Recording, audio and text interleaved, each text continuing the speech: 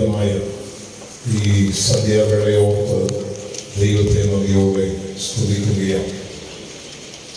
കൺവെൻഷന്റെ പ്രഥമ രാത്രിയിൽ നമ്മുടെ മധ്യേ ദൈവം സ്ഥാപിച്ചിരിക്കുന്ന ആ ദൈവ സാന്നിധ്യത്തെ ഓർത്ത് ദൈവത്തെ നന്ദിയോടെ സ്തുതിക്കുന്നു. പ്രാർത്ഥനയോടെ നമ്മുടെ ഈ കുടിവരവുകൾ ആരംഭിച്ചപ്പോൾ തുടങ്ങി ദൈവ സാന്നിധ്യത്തെ നാം വിവിധ തലത്തിൽ അനുഭവിച്ചറിഞ്ഞുകൊണ്ടേയിരിക്കുകയായിരുന്നു. അനുഗ്രഹീതമായ ആത്മീയ ഗീതങ്ങളെ പാടി ദൈവത്തെ ആരാധിക്കാൻ ദൈവം നമ്മെ സഹായിച്ചു. ദൈവകൃപയുടെ സമൃദ്ധിയെ ജീവിതത്തിൽ ഗ്രഹിക്കുവാനും മനസ്സിലാക്കുവാനും ഒരു പ്രാവശ്യം കൂടെ സ്വർഗ്ഗത്തിലെ ദൈവം നമുക്ക് അവസരം നൽകിയതോർത്ത് ദൈവത്തെ നന്ദിയോടെ സ്തുതിക്കുകയാണ്. അനുഗ്രഹീതമായ ഒരു സാക്ഷ്യത്തെയും നാം എന്നോടൊപ്പം പങ്കിടുവാനിടയായി തീർന്നു. പ്രാർത്ഥനയോടെ നാം ഏവരും ദൈവസന്നിധിയിലായിരിക്കുന്നുവെങ്കിൽ ഈ രാത്രിയിൽ നമ്മോടുള്ള ദൈവത്തിന്റെ ഏർപ്പാടുകൾ പരിശുദ്ധാത്മാവ് നമ്മെ അറിയിപ്പാനിടയായി തീരും. ഈ കാലത്തെ കാത്തിരിപ്പുകൾക്കൊടുവിൽ മഹാവ്യാധികൾ നമ്മുടെ ദേശത്തെ എല്ലാം വല്ലാണ്ട് വികസിച്ച് ലോകത്തിൽ തന്നെ 65 ലക്ഷത്തിലധികം ജനങ്ങൾ ഭൂമിയുടെ പരപ്പിൽ നിന്ന് പൊടുന്നനെ തുടച്ചു മാറ്റി. എല്ലാ മേഖലകളും മനുഷ്യൻ ബന്ധനത്തിലായി തീർന്ന നാടുകളായിരുന്നു കഴിഞ്ഞ ചില വർഷങ്ങൾ നമ്മുടെ മുമ്പിൽ നാം കണ്ടുകൊണ്ടിരുന്നത്. മാരകമായ രോഗത്തിന്റെ ബാധകള് ദേശത്തെല്ലായിടവും മനുഷ്യൻ എത്തപ്പെട്ട എല്ലാ സ്ഥാനങ്ങളിലും വരികയും മനുഷ്യ ജീവിതത്തിന്റെ പ്രവർത്തന മേഖലകളെല്ലാം തന്നെ പൊതുവെ മന്ദീഭവിച്ച അവസ്ഥയിലേക്ക് മാറ്റപ്പെടുവാൻ ഇടയായിട്ടുണ്ട്. എങ്കിലും സർവകൃപാലുവായ ദൈവം വീണ്ടും നമുക്ക് ഇങ്ങനെയുള്ള മനോഹരമായ സമയങ്ങളെ അനുവദിച്ച് തന്നിരിക്കുന്നതോർത്ത് ഞാൻ ദൈവത്തെ നന്ദിയോടെ സ്തുതിക്കുകയാണ്. ആത്മദാഹത്തോടുകൂടെ കർത്തൃസന്നിധിയിലായിരിക്കുന്ന ദൈവജനത്തിന്റെ ദാഹത്തെ ശമിപ്പിക്കുവാൻ ഈ രാത്രിയില് പരിശുദ്ധാത്മാവ് നമ്മുടെ മധ്യേ ശക്തമായി പ്രവർത്തിക്കേണ്ടതിന് നമുക്കേവർക്കും പ്രാർത്ഥനയോടെ ദൈവസന്നിധിയിൽ ആയിരിക്കും. അല്പസമയത്തെ തിരുവചന ധ്യാനത്തിനായിട്ട് തെസ്സലോനിക്കർക്ക് പൗലോസ് എഴുതിയ 2-ാം ലേഖനത്തിലേക്ക് നമ്മുടെ ശ്രദ്ധയെ കൊണ്ടുവരാം. തെസ്സലോനിക്കർക്ക് പൗലോസ് അപ്പോസ്തലൻ എഴുതിയ 2-ാം ലേഖനം 3-ാം അധ്യായത്തിന്റെ 3-ാമത്തെ വാക്യം നമ്മുടെ ധ്യാനത്തിന് വേണ്ടി നമുക്ക് ചേർത്ത് വായിക്കാം.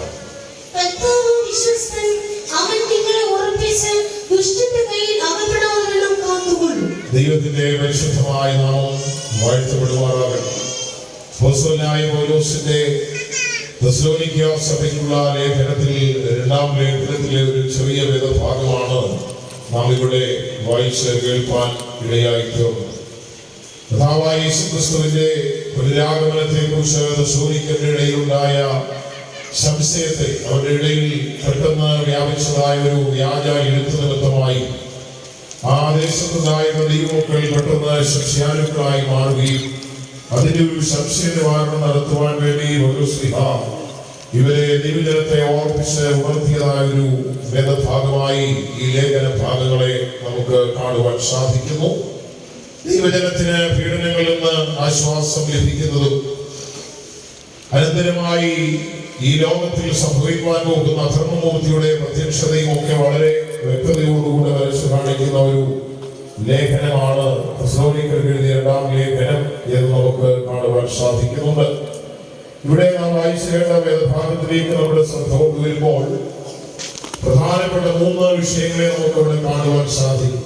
ഒന്ന്, വിശ്വസ്തനായ ദൈവത്തെ അവിടെ അപ്പോസ്തലൻ ഓർപ്പിക്കുകയാണ്. 2, ദൈവജനത്തെ ഉറപ്പിക്കുന്ന ദൈവത്തെ അവിടെ കാണുന്നു. 3, ദുഷ്ടന്റെ കയ്യിൽ അകപ്പെടാതെ വണ്ണം കാത്തുകൊള്ളുന്ന ദൈവത്തെ നമുക്കിവിടെ കാണുവാൻ സാധിക്കും. അപ്പോസ്തലനായ പൗലോസ് ഈ ലേഖനഭാഗം എഴുതുമ്പോൾ ദുഷ്ടന്മാരായ മനുഷ്യരുടെ കയ്യിൽ നിന്ന് ഞങ്ങൾ വിടുവിക്കപ്പെടുവാനും ഞങ്ങൾക്ക് വേണ്ടി പ്രാർത്ഥിക്കുകയും വിശ്വാസം എല്ലാവർക്കും ഇല്ലല്ലോ എന്നുള്ള ഒരു ആമുഖത്തോടു കൂടെയാണ് ആ അധ്യായത്തിന്റെ ആരംഭ ഭാഗങ്ങൾ നമുക്ക് കാണുവാൻ സാധിക്കുന്നത്. അതിനുശേഷമാണ് പറയുന്നത്, കർത്താവോ വിശ്വസ്തൻ, ദൈവത്തിന്റെ സ്തോത്രം, അവൻ നിങ്ങളെ ഉറപ്പിച്ച് ദുഷ്ടന്റെ കയ്യിൽ അകപ്പെടാതെ വണ്ണം കാത്തുകൊള്ളും. ഇത് അന്തിമ കാലഘട്ടം എന്ന് നാം ഈ ലോകത്തിന്റെ സ്ഥിതിഗതികളെ പഠിക്കുമ്പോൾ നമുക്ക് മനസ്സിലാക്കുവാൻ സാധിക്കുന്നുണ്ട്. കാലം അതിന്റെ അന്ത്യത്തിലേക്ക് ശീഘ്ര പ്രയാണം ചെയ്തുകൊണ്ടിരിക്കുന്ന നാളുകളിലാണ് നാം ഓരോരുത്തരും ജീവിക്കുന്നത്. ഈ ലോകത്തിന്റെ അവസ്ഥകൾ മനുഷ്യന് ജീവിക്കാൻ പര്യാപ്തമായതാണോ എന്ന് മനുഷ്യർ സംശയിക്കുന്ന തരത്തിലുള്ള സംഭവ വികാസങ്ങൾ നമ്മുടെ മുമ്പിൽ ഓരോന്നോരോന്നായി വന്നുകൊണ്ടിരിക്കുന്നു. ലോകത്തെ രാജ്യത്തെ ഭരിക്കുന്ന ഭരണകർത്താക്കൾ തങ്ങൾക്കാവോളം ലോകത്തെ പിടിച്ചു നിർത്തുവാനും സമാധാന അന്തരീക്ഷത്തിൽ ലോകത്തെ ഭരിക്കുവാനും ഒക്കെ ശ്രമം നടത്തുന്നുണ്ട്. എങ്കിലും എല്ലായിടത്തും പരാജയങ്ങളെ നമുക്ക് കാണുവാനായിട്ട് സാധിക്കുകയാണ്. ദൈവത്തിന് മഹത്വം ഉണ്ടാകട്ടെ. നമ്മുടെ ഭാരതം ഇന്ന് 75ാമത് റിപ്പബ്ലിക് ഡേ ആഘോഷിച്ച് നിൽക്കുന്ന ഒരു സമയമാണ്. സ്വാതന്ത്ര്യം കിട്ടിയതിനു ശേഷമായി നമ്മുടെ ഭാരതം റിപ്പബ്ലിക് ആയതിനു ശേഷം നാം 75ഓളം വർഷങ്ങൾ കഴിഞ്ഞു. ഈ 75 വർഷങ്ങൾ അല്ലെങ്കിൽ പിന്നിട്ട നാൾവഴികളെ നാം നോക്കുമ്പോൾ എത്രയെത്ര ഭയാനകമായ ഭീതിജനകമായ സംഭവങ്ങൾ നമുക്ക് നമ്മുടെ നാട്ടിൽ സംഭവിച്ചതൊക്കെ കാണുവാൻ കഴിയുന്നു. ഈ രാജ്യത്തിന്റെ ഇങ്ങനെയൊക്കെയുള്ളതായ അനുഭവങ്ങൾക്ക് വേണ്ടി ജീവൻ കൊടുത്ത ബലി കൊടുത്ത എത്രയോ പ്രഗത്ഭരായ രാജ്യതന്ത്രജ്ഞന്മാർ നേതാക്കന്മാർ നമ്മുടെ നാടുകളിൽ ഉണ്ടായിരുന്നു. പലരും അവരുടെ ജീവനെ പോലും ബലി കൊടുത്തുകൊണ്ട് ഈ രാജ്യത്തിന്റെ നിലനിൽപ്പിന് വേണ്ടിയ ക്ഷീണം പോരാടി പ്രയത്നിച്ചിട്ടുള്ളവരാണ്. ദൈവത്തിന് മഹത്വം ഉണ്ടാകട്ടെ. ലോകത്തിൽ തന്നെ എല്ലായിടങ്ങളിലേക്കും നമ്മുടെ ശ്രദ്ധകളെ ഒക്കെ നാം കൊണ്ടുപോകുമ്പോൾ രാജ്യങ്ങളുടെ സ്ഥിരതയ്ക്കും ഉറപ്പിനും വേണ്ടിയൊക്കെ വ്യാപകമില്ലാതെ ധ്വാനിക്കുകയും ആരോഗ്യവും ജീവനും ഒക്കെ അതിനുവേണ്ടി ഹോമിച്ചു കളഞ്ഞ എത്രയോ മഹാന്മാരായ ആളുകളെ ഭൂമിയുടെ മുഖത്ത് നമുക്ക് കാണുവാൻ സാധിക്കും. എന്നാൽ അതിനൊക്കെ ഉപരിയായ ഒരു ആത്മീയ ദൈവരാജ്യത്തിന് വേണ്ടി പ്രാണനെ വെടിഞ്ഞ ജീവനെ തിരിച്ച ദൈവപുത്രനായ യേശുക്രിസ്തുവിന്റെ ജീവിതാനുഭവങ്ങളും യേശുക്രിസ്തു ലോകത്തിലേക്ക് വെച്ചതായ ഒരു ദൈവരാജ്യത്തിന്റെ ശ്രേഷ്ഠമായ അനുഭവങ്ങളും ഒക്കെ നാം തിരുവചനങ്ങളെ പഠിക്കുമ്പോഴും നമുക്ക് മനസ്സിലാക്കുവാൻ സാധിക്കുന്നുണ്ട്.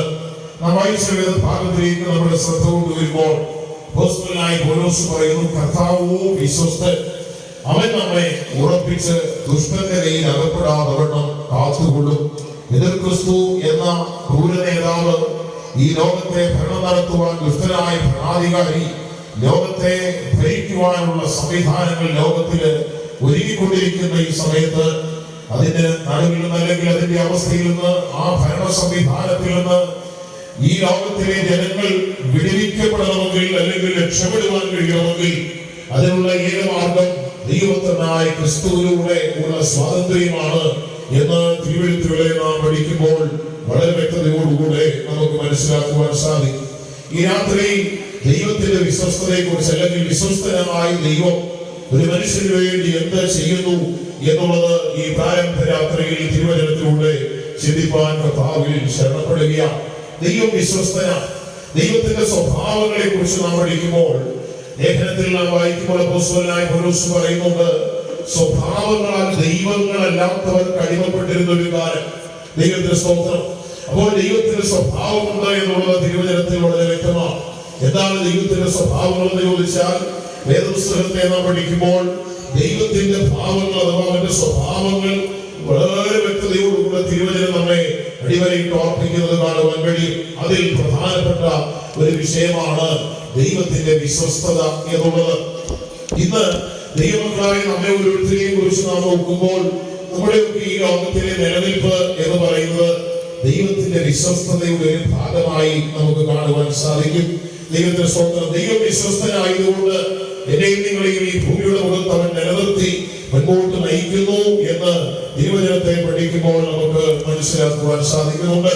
ഓരോ ലേഖനമെഴുതിയപ്പോൾ 1-ാം ലേഖനത്തിന്റെ 5-ാം അധ്യായം 24-ാമത് വാക്യത്തിലേക്ക് നമ്മുടെ ശ്രദ്ധയെ നാം കൊണ്ടുവരുമ്പോൾ 1-ാം ലേഖനം 5-ാം അധ്യായത്തിന്റെ 24-ാമത്തെ വാക്യം ഒന്ന് വായിച്ചാട്ടെ. നിങ്ങളെ വിളിക്കുന്നവൻ വിശ്വസ്തനാകുന്നു. നിങ്ങളെ വിളിക്കുന്നവൻ വിശ്വസ്തനാകും. ദൈവത്തിന്റെ സ്വഭാവങ്ങളിൽ ഒന്നാണ് വിശ്വസ്തത എന്നുള്ളത്. അങ്ങനെയാണെങ്കിൽ ദൈവത്തിന്റെ വിശ്വസ്തതയാൽ ഈ ലോകത്തിൽ പാർക്കുന്ന മനുഷ്യന് ലഭ്യമായ നന്മകൾ അനുഗ്രഹങ്ങൾ എന്ത് എന്ന് നാം തിരുവചനത്തിലൂടെ പരിശോധിക്കുമ്പോൾ അതിന്റെ ഒന്നാമത്തെ ഭാഗമാണ് അവൻ തന്റെ വിശ്വസ്തതയാൽ മനുഷ്യവർഗത്തെ വിളിക്കുന്നു. ദൈവത്തിന്റെ സ്തോത്രം. തിരുവചനത്തിൽ വായിച്ചു കേട്ടത്, നിങ്ങളെ വിളിക്കുന്നവൻ വിശ്വസ്തൻ, അവൻ അത് നിവർത്തിക്കും. ഭൂമിയിലെ ദൈവം മനുഷ്യനെ വിളിക്കുന്ന അല്ലെങ്കിൽ ഭൂമിയിൽ പാർക്കുന്ന മനുഷ്യനെ ദൈവം വിളിക്കുന്ന അവസ്ഥകളെ കുറിച്ച് നാം നോക്കുമ്പോൾ, അല്ലെങ്കിൽ ദൈവത്തിന്റെ വിളിയുടെ ശബ്ദത്തെ കുറിച്ച് നാം തിരുവചനത്തിൽ പഠിച്ചാൽ അതിന് മനുഷ്യ സൃഷ്ടിയോളം തന്നെ പഴക്കമുണ്ട് എന്ന് നമുക്കറിയാം. ആദിമ ഏദനിൽ ദൈവത്തിന്റെ സ്വരൂപത്തിലും സാദൃശ്യത്തിലും സൃഷ്ടിക്കപ്പെട്ടതായ മനുഷ്യൻ പാപം ചെയ്ത് ദൈവത്തിൽ നിന്ന് അകന്നുപോയപ്പോൾ, ദൈവത്തിൽ നന്ദിപ്പെട്ടു പോയതായ മനുഷ്യനെ ആദ്യമായി ദൈവം വിളിക്കുന്ന ഒരു ഭാഗം ഉൽപ്പത്തി പുസ്തകത്തിൽ നമുക്ക് കാണുവാൻ കഴിയും.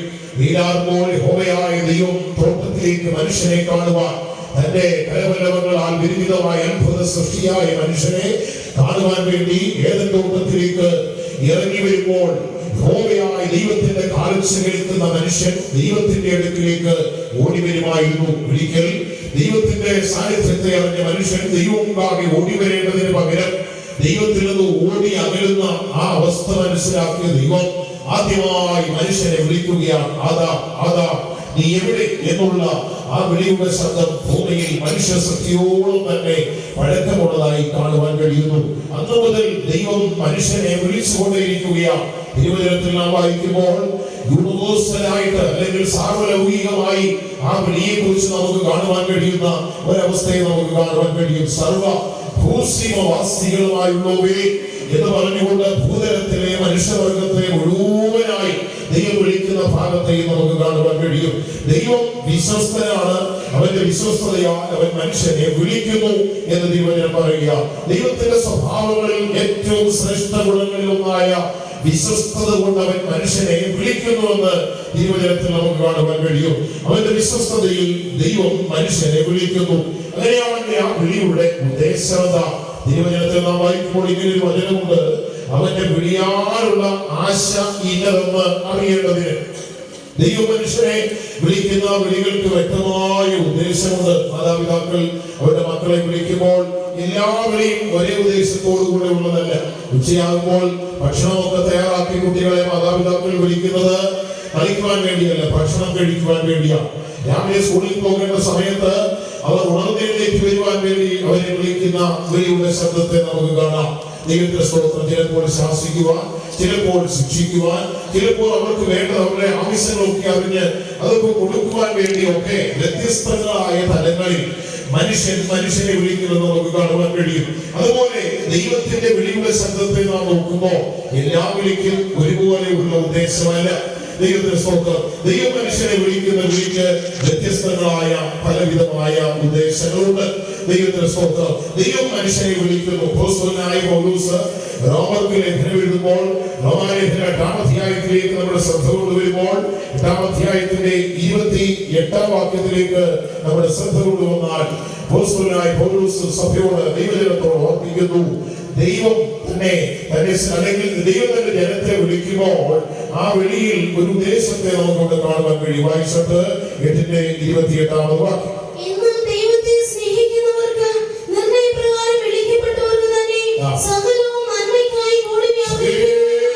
നന്മയ്ക്കായി കൂടി വ്യാപരിക്കുന്നു. സകലവും നന്മയ്ക്കായി കൂടി വ്യാപരിക്കുകയാണ്. ദൈവം വിളിക്കുന്ന ആ വിളിയുടെ ഉദ്ദേശങ്ങളിലൊന്ന്, അല്ലെങ്കിൽ ആ വിളിയിലുള്ള അനുഭവങ്ങളിലൊന്ന്, നിർണയപ്രകാരം വിളിക്കപ്പെട്ടവർക്ക് സകലവും നന്മയ്ക്കായി കൂടി വ്യാപരിക്കുന്നത്. എന്നാൽ ദൈവത്തെ സ്നേഹിക്കുന്നവർക്ക്, നിർണയപ്രകാരം വിളിക്കപ്പെട്ടവർക്ക് സകലവും നന്മയ്ക്കായി കൂടി വ്യാപരിക്കുന്നു. ഭൂമിയിൽ മനുഷ്യനെ ദൈവം വിളിക്കുന്ന വിളിയുടെ ശബ്ദം അത് ചിലപ്പോൾ സുവിശേഷത്തിലൂടെയാകാം, ഇല്ലെങ്കിൽ ഒരു പാട്ടിലൂടെയാകാം, അല്ലെങ്കിൽ തിരുവചനത്തിന്റെ ഏതെങ്കിലും ഒരു ഭാഗത്തൂടെയാകാം. മനുഷ്യനെ ദൈവം വിളിക്കുന്ന വിളി കേട്ടനുസരിക്കുന്ന, ആ വിളിയെ ഉൾക്കൊള്ളുന്ന ഓരോ ഭക്തനും അവന്റെ ജീവിതയാത്രയില് ആ വിളിയുടെ ഉദ്ദേശം മനസ്സിലാക്കിയാൽ അതിലൊരു നന്മയെ കണ്ടെത്തുവാൻ കഴിയും എന്ന് തിരുവചനം നമ്മെ ഓർപ്പിക്കുകയാണ്. പക്ഷെ പലപ്പോഴും ഈ നന്മയുടെ വശം മനുഷ്യന് കാണുവാൻ കഴിയാത്തതിന്റെ കാരണം ആ വിളിയെ തിരിച്ചറിയുവാൻ മനുഷ്യർക്ക് കഴിയുന്നില്ല എന്നുള്ളതാണ്. ദൈവത്തിന്റെ സ്തോത്രം. ഇന്നത്തെ പോലെയുള്ള വാർത്താവിനിമയ സംവിധാനങ്ങൾ ഉണ്ടാകുന്നതിന് മുൻപ് ടെലഗ്രാം മുഖേനയൊക്കെ മനുഷ്യനെ വർത്തമാനങ്ങൾ, മെസ്സേജുകൾ അറിയിക്കുന്ന കാലത്ത് അതിന്റെ ഓഫീസിൽ ആ ഡിപ്പാർട്ട്മെന്റിൽ ജോലിക്കായിട്ട് ആളുകളെ തിരഞ്ഞെടുക്കുന്ന സന്ദർഭത്തിൽ ഇന്റർവ്യൂവിന് വേണ്ടി അനേകർ ആ ഇന്റർവ്യൂ നടക്കുന്ന ഹാളിലേക്ക് വരുവാനിടയായി തീർന്നു. ദൈവത്തിന്റെ സ്തോത്രം. അനേകം പേർ അവിടെ വന്നിട്ടുണ്ട്. അവരുടെ യോഗ്യതകൾ തെളിയിക്കുന്ന പേപ്പറുകളുമായിട്ടൊക്കെ അവിടെ വന്നിട്ടുണ്ടെങ്കിലും അതിന്റെ ഇടയിൽ ശബ്ദകോലാഹലങ്ങളുടെ ഇടയിൽ ഏറ്റവും ഒടുവിൽ വന്ന ഒരു മനുഷ്യൻ മാത്രം അത് തിരിച്ചറിഞ്ഞിട്ട് ജോലി ലഭ്യമായി മടങ്ങിപ്പോയി. ആരംഭം മുതലേ വന്നിരുന്ന പലരും അത് ഏറ്റവും ഒടുവിൽ വന്ന ആ മനുഷ്യന് ലഭ്യമായ ജോലി ഓർത്ത് ഭാരപ്പെട്ട് നിരാശപ്പെട്ടൊക്കെ പോയി അതിന്റെ കാര്യം അന്വേഷിച്ചപ്പോൾ മോഴ്സ് കോഡ് എന്ന് പറയുന്ന ഒരു കോഡുണ്ട്. അതിന്റെ ആശയ സംവിധാനം വിനിമയം നടത്തുവാൻ വേണ്ടി ആ കോഡിൽ മോഴ്സ് കോഡിലൂടെ അതിൽ ചില മെസ്സേജുകൾ ഇങ്ങനെ പുറത്തേക്ക് കൊടുത്തുകൊണ്ടേയിരുന്നു. കൂടപ്പെട്ട ആളുകൾക്ക് അത് കേട്ട് തിരിച്ചറിയുവാൻ കഴിയാതെ, ശബ്ദകോലാഹലങ്ങളുടെ ഇടയിൽ ആ സന്ദേശത്തെ കേൾക്കുവാൻ കഴിയാതെ, തിരിച്ചറിയുവാൻ കഴിയാതെ ഇരുന്നവർ അവർ വന്നതുപോലെ അവിടെ ഇരുന്നെങ്കിലും ആ തിരക്കിന്റെ ഇടയിൽ ഏറ്റവും ഒടുവിൽ ഓടിക്കേറി വന്ന ആവശ്യക്കാരനായ ഒരു യുവാവ് ആ സന്ദേശത്തെ, ആ രഹസ്യ സന്ദേശത്തെ മനസ്സിലാക്കി അതിനുള്ളിലേക്ക് കയറിപ്പോയി താൻ ആ ജോലി കരസ്ഥമാക്കി മടങ്ങുവാനിടയായി. ഇന്ന് രാത്രി എന്നെ കേൾക്കുന്ന പ്രിയപ്പെട്ട ദൈവമക്കളെ, പലപ്പോഴും ദൈവത്തിന്റെ വെളിയിൽ നന്മയുണ്ടെങ്കിലും ആ നന്മ മനുഷ്യന് കാണുവാൻ കഴിയാത്തതിന്റെ വലിയ കാരണം ആ വിളിയുടെ ശബ്ദത്തെ പലർക്കും ഗ്രഹിക്കാൻ കഴിയുന്നില്ല എന്നുള്ളതാണ്. ദൈവത്തിന്റെ സ്തോത്രം. തിരുവചനത്തിൽ നാം വായിച്ചത്, ദൈവത്തെ സ്നേഹിക്കുന്നവർക്ക്, നിർണയപ്രകാരം വിളിക്കപ്പെട്ടവർക്ക് സകലവും നന്മയ്ക്കായി കൂടി വ്യാപരിക്കുന്നു. ലേഖനം എഴുതുമ്പോൾ 1-ാം ലേഖനം 1-ാം അധ്യായത്തിന്റെ 9-ാം വാക്യത്തിലേക്ക് വരുമ്പോൾ തിരുവചനത്തിൽ ഇങ്ങനെ നമുക്ക് കാണുവാൻ സാധിക്കുന്നുണ്ട്. അവന്റെ കൂട്ടായ്മയിലേക്ക് നിങ്ങളെ വിളിച്ച ദൈവം വിശ്വസ്തനാണ്. ദൈവത്തിന്റെ സ്തോത്രം. ദൈവം വിശ്വസ്തനാകിയാൽ അവൻ മനുഷ്യനെ വിളിക്കുന്നു. അവന്റെ വിശ്വസ്തതയിൽ അവന്റെ വിളിയുടെ ശബ്ദമുണ്ട് എന്ന് ദൈവവചനം നമ്മെ ഓർപ്പിക്കുകയാണ്. നിർണയപ്രകാരം വിളിക്കപ്പെട്ടവർ, നിർണയം എന്ന് പറഞ്ഞാൽ പർപ്പസ് ഓഫ് ഗോഡ്, ദൈവത്തിന്റെ പദ്ധതി പ്രകാരം വിളിക്കപ്പെട്ടവരെ സംബന്ധിച്ചിടത്തോളം ആ വിളിയിൽ അവർക്കെല്ലാം ഒരു നന്മയുണ്ട്. ഇന്ന് രാത്രി ഈ കൺവെൻഷനിൽ വന്ന് സംബന്ധിക്കുന്ന നാം എല്ലാവരും നിർണയപ്രകാരം വിളിക്കപ്പെട്ടവരാണ്. യാദൃശ്ചികമായ ആരംഭത്തിൽ നമ്മുടെ ഭാഷ ഓർപ്പിച്ചതുപോലെ നിർണയപ്രകാരം ഈ യാദൃശ്ചികമായി ഇവിടെ ആരും വന്നു ചേർന്നതല്ല, ദൈവത്തിന്റെ മുൻനിർണയപ്രകാരം ഈ യാത്ര ഇവിടെ വന്നവരാണ് നാം. അതിൽ ഒരു നന്മയുണ്ട്. ശുദ്ധ വേദപുസ്തകത്തെ നാം നോക്കുമ്പോൾ ദൈവവചനത്തിലൂടെ അല്ലെങ്കിൽ മുൻകാലങ്ങളിൽ ജീവിച്ച ദൈവവചനത്തിലെ അനേക ഭക്തന്മാരെ നമുക്ക് കാണുവാൻ കഴിയും. അവരൊക്കെ ജീവിച്ചു പോയ സാഹചര്യങ്ങളിൽ പലതും അവർക്ക് ഉൾക്കൊള്ളുവാൻ കഴിയാത്തതും അവർ ഇഷ്ടപ്പെടാത്തതുമായ പല അനുഭവങ്ങളും അവരുടെയൊക്കെ ജീവിതയാത്രയിൽ നേരിട്ടപ്പോൾ അവരതിനെയൊക്കെ ജീവിതത്തിൽ സഹനപൂർണമായി ഏറ്റെടുത്തതിനാൽ പിൽക്കാലത്ത് അവരിലൊക്കെ അവർക്ക് അനുഭവിക്കാൻ കഴിഞ്ഞ ഒരു നന്മയുടെ വഴിയെ കുറിച്ച് തിരുവചനത്തിൽ നമുക്ക് കാണുവാൻ കഴിയും. 1-2 വ്യക്തികളുടെ ജീവിതങ്ങളിലൂടെ ചുരുക്കമായി ഒന്ന് ചിന്തിച്ചതിന് ശേഷം തിരുവചനത്തെ അതിന്റെ അടുത്ത ഭാഗങ്ങളിലേക്ക് കൊണ്ടുപോകുവാൻ ആഗ്രഹിക്കുകയാണ്. പൂർവ്വപിതാക്കന്മാരിൽ ഒരാളായ ഇസഹാക്കിനെ കുറിച്ച് നാം നോക്കുമ്പോൾ, പൂർവ്വപിതാക്കന്മാരെന്ന് അറിയപ്പെടുമ്പോൾ പ്രധാനമായി അബ്രഹാം, ഇസഹാക്ക്, യാക്കോബ്. വേദപുസ്തകത്തിൽ ദൈവത്തെ പരിചയപ്പെടുത്തുന്ന പല ഭാഗങ്ങളിലും ഞാൻ അബ്രഹാമിന്റെയും ഇസഹാക്കിന്റെയും യാക്കോബിന്റെയും ദൈവം എന്ന് എടുത്തെടുത്ത് പറയുന്ന പല ഭാഗങ്ങളെ നമുക്ക് കാണുവാൻ കഴിയും. ദൈവം കൂടെയിരുന്നവർ, ദൈവത്തിന്റെ ശബ്ദം കേട്ട് അവർ ദൈവത്തെ സ്തുതിച്ചവർ, ദൈവത്തിന്റെ പ്രവൃത്തി ദൈവത്തോട് കൂടെ ഇരുന്ന് കണ്ടു മനസ്സിലാക്കിയ ഭക്തന്മാരായിരുന്നു അവരൊക്കെ. ദൈവത്തിന്റെ സ്തോത്രം. ഇസഹാക്കിന്റെ ജീവിതത്തെ കുറിച്ച് നാം നോക്കുമ്പോൾ തന്റെ പിതാവായിരുന്ന അബ്രഹാം ജീവിച്ചിരുന്ന കാലത്ത് തന്റെ ആടുമാടുകൾക്കും ഇടയന്മാർക്കും വേണ്ടി കുഴിച്ചെടുത്ത അനേക ഉറവകൾ ആ ദേശങ്ങളിൽ ഉണ്ടായിരുന്നു, പലയിടങ്ങളിലും.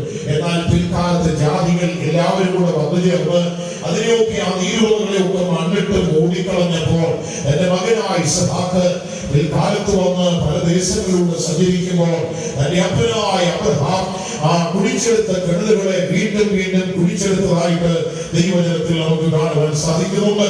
ഉൽപ്പത്തി പുസ്തകം 26-ാം അധ്യായത്തിലേക്ക് നമ്മുടെ ശ്രദ്ധയെ നാം കൊണ്ടുവരുമ്പോൾ ദൈവത്തിന് മഹത്വം ഉണ്ടാകട്ടെ.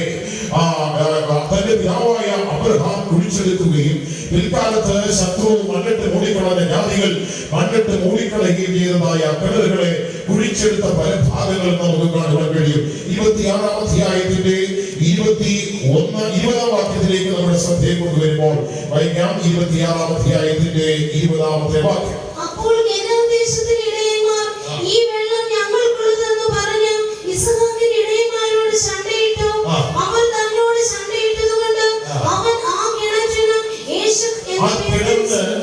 യേശക്ക് എന്ന പേര് കൊടുക്കുവാനിടയാണ്. പിതാക്കന്മാർ തന്റെ അപ്പനായ അബ്രഹാം കുഴിച്ചെടുത്ത കിണറുകളെ, ശത്രു പിന്നീട് മണ്ണിട്ട് മൂടിക്കളഞ്ഞതായ കിണറുകളെ അവൻ വീണ്ടും കുഴിച്ചെടുത്ത് പിതാവിട്ടതായ പേരുകളൊക്കെ കൊടുത്തതായിട്ട് നമുക്ക് കാണുവാൻ കഴിയും. വിശ്വാസ ജീവിത സംവിധാനങ്ങളുമായി നാം ചേർത്ത് പഠിക്കുമ്പോൾ നമ്മുടെ പിതാക്കന്മാർ, മുൻകാല പിതാക്കന്മാർ ജീവിച്ച് പരിചയിച്ചതും അവർ നമ്മെ അഭ്യസിപ്പിച്ചതുമായ ജീവിത വഴികൾ, ജീവിതാശയങ്ങൾ നാം നമ്മുടെ ജീവിതത്തിൽ ഏറ്റെടുത്ത് മുൻപോട്ട് പോകേണ്ടവരാണ്. പിതാക്കന്മാരുടെ മാതൃകകളും അവർക്ക് ഭാവനയെ പിൻപറ്റി ജീവിച്ച ജീവിത ശൈലികളും അടുത്ത തലമുറ, വരും തലമുറ ഫോളോ ചെയ്ത് മുൻപോട്ട് പോകേണ്ടവരാണ്.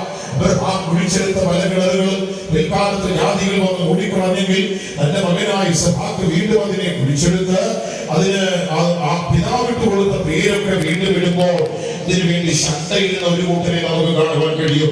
അവനാ കിടന്ന് യേശക്ക് എന്ന് പേര് കൊടുത്തു. യേശക്ക് എന്ന് പറഞ്ഞാൽ ആ പദത്തിന്റെ അർത്ഥം വഴക്കെന്നാണ്. പലപ്പോഴും നമ്മുടെ ജീവിതയാത്രയിൽ ദൈവത്തെ പിന്തുടർന്നു പോകുവാൻ, ദൈവമാർഗങ്ങളെ പിന്തുടർന്നു പോകുവാൻ നാം ആഗ്രഹിച്ചു പോയിക്കൊണ്ടിരിക്കുമ്പോൾ ഒരു കാരണവും കൂടാതെ നമ്മുടെ ജീവിതത്തിൽ ഉണ്ടാകുന്ന കലഹങ്ങൾ, ഒരു കാരണവും കൂടാതെ നമ്മോട് ശക്തയിടുന്ന മനുഷ്യരെ നമുക്ക് കാണുവാൻ കഴിയും. ഗരാര്യം വന്ന് അവരോട് പറഞ്ഞു, ഈ കിണർ ഞങ്ങൾക്കുള്ളതാ, ഞങ്ങളുടെ ഇളയന്മാരുടേതാണെന്ന് പറഞ്ഞ് ശക്തയിടുമ്പോൾ അവൻ ആ കിണർ യേശുക്ക് എന്ന പേര് കൊടുത്തു. അതിന്റെ അർത്ഥം വഴക്ക് എന്നാണ്. ഈ 26-ാം അധ്യായത്തിന്റെ 21-ാം വാക്യത്തിലേക്ക് നമ്മുടെ ശ്രദ്ധയെ കൊണ്ടുവരുമ്പോൾ അവൻ മറ്റൊരു കിണർ കുഴിച്ചെടുത്തതായിട്ട് പറയുന്നുണ്ട്. വീണ്ടും അവർ വന്നതിന് വഴക്കിടുമ്പോൾ അവൻ ആ കിണറിന് സിഗ്ന എന്ന് പേര് കൊടുത്തു. അതിന്റെ അർത്ഥം ശത്രുത അല്ലെങ്കിൽ വിദ്വേഷം. ഒരു നന്മ പ്രതീക്ഷിച്ചുകൊണ്ട്, നല്ല നല്ല അനുഭവങ്ങളെ പ്രതീക്ഷിച്ചുകൊണ്ട് പലപ്പോഴും നാം തുടങ്ങി വെക്കുന്ന പല പ്രവർത്തനങ്ങളുടെയും മുൻപിൽ കാരണം കൂടാത്ത വിദ്വേഷങ്ങൾ, കാരണം കൂടാത്ത വഴക്കുകളും ശത്രുതകളും ജീവിതത്തിൽ ഉണ്ടായി വരുമ്പോൾ ഒരു കാര്യം ദൈവമക്കൾ മനസ്സിലാക്കിക്കൊള്ളണം. നിർണയപ്രകാരം വിളിക്കപ്പെട്ടവർക്ക് സകലവും നന്മയ്ക്കായി തീർക്കുന്ന ഒരു ദൈവമാണ് നമ്മുടെ ദൈവം. അവൻ നമ്മെ വിളിച്ചതാണെങ്കിൽ, അവന്റെ വിളിയുടെ ശബ്ദം നാം കേട്ടതാണെങ്കിൽ, വിളിക്കപ്പെട്ട ദൈവജനത്തിന്റെ മുൻപിൽ ഉണ്ടാകുന്ന കലഹങ്ങളോ ശത്രുപീഡനങ്ങളോ ഏത് തരത്തിലുള്ളതാണെങ്കിലും നമ്മുടെ ദൈവം അത് നന്മയ്ക്കാക്കി തീർക്കുവാൻ ശക്തനാണ്. തിന്മയെ നന്മയാക്കുവാൻ കഴിവുള്ളവനാണ് നമ്മുടെ ദൈവം എന്ന് ദൈവജനത്തിൽ നമുക്ക് കാണുവാൻ കഴിയും. ദൈവത്തിന്റെ സ്തോത്രം. 26-ാം അധ്യായത്തിന്റെ 22-ാം വാക്യത്തിലേക്ക് വരുമ്പോൾ അവൻ വീണ്ടും ഒരു കിണർ കുഴിച്ചതായിട്ട് പറയും. വായിച്ചോട്ടെ, 22-ാമത്തെ വാക്യം. അവൻ അവിടെ നിന്ന് മാറിപ്പോയി മറ്റൊരു കിണർ കുഴിച്ചു. അതിനെക്കുറിച്ച് അവർ ശണ്ഠയിട്ടില്ല. യഹോവ ഇപ്പോൾ നമുക്ക് ഇടമുണ്ടാക്കി നാം ദേശത്ത് വർദ്ധിക്കുമെന്ന് പറഞ്ഞ് അവൻ അതിന് രഹോബോത്ത് എന്ന് പേര് കൊടുത്തു. ദൈവത്തിന്റെ സ്തോത്രം. ആദ്യത്തെ 2 കിണറുകൾ കുഴിച്ചെടുത്തപ്പോൾ ശത്രു കലഹത്തിനായിട്ട് വന്നു. ആദ്യത്തെ യേശുക്ക് പേര് കൊടുത്തു, അർത്ഥം വഴക്ക്. ചില സന്ദർഭങ്ങളിൽ ഒരു കാരണവും കൂടാതെ നമ്മുടെ മുൻപിൽ ആവശ്യമില്ലാതെ വരുന്ന പല കലഹങ്ങളും, ചിലപ്പോൾ കുടുംബത്തിലായിരിക്കാം, ചിലപ്പോൾ സഭയിലായിരിക്കാം, ചിലപ്പോൾ നമ്മൾ ഉൾപ്പെട്ട് നിൽക്കുന്ന സമൂഹത്തിലായിരിക്കാം, ചിലപ്പോൾ ആ സിഗ്ന എന്ന് പറയുന്ന അങ്ങനെ ഒരു അനുഭവത്തെ നമ്മുടെ ജീവിതത്തിൽ നാം ഏറ്റെടുക്കുമ്പോൾ ഒരു കാരണവും കൂടാതെ നമ്മുടെ ശത്രുതാ മനോഭാവം പുലർത്തുന്നവർ, വെറുതെ ദ്വേഷിക്കുന്ന മനുഷ്യരുടെ എണ്ണം നമ്മുടെ മുൻപിൽ വർദ്ധിക്കുമ്പോൾ ഒരു കാര്യം ദൈവം നമുക്ക് ഓർത്തു കൊള്ളണം.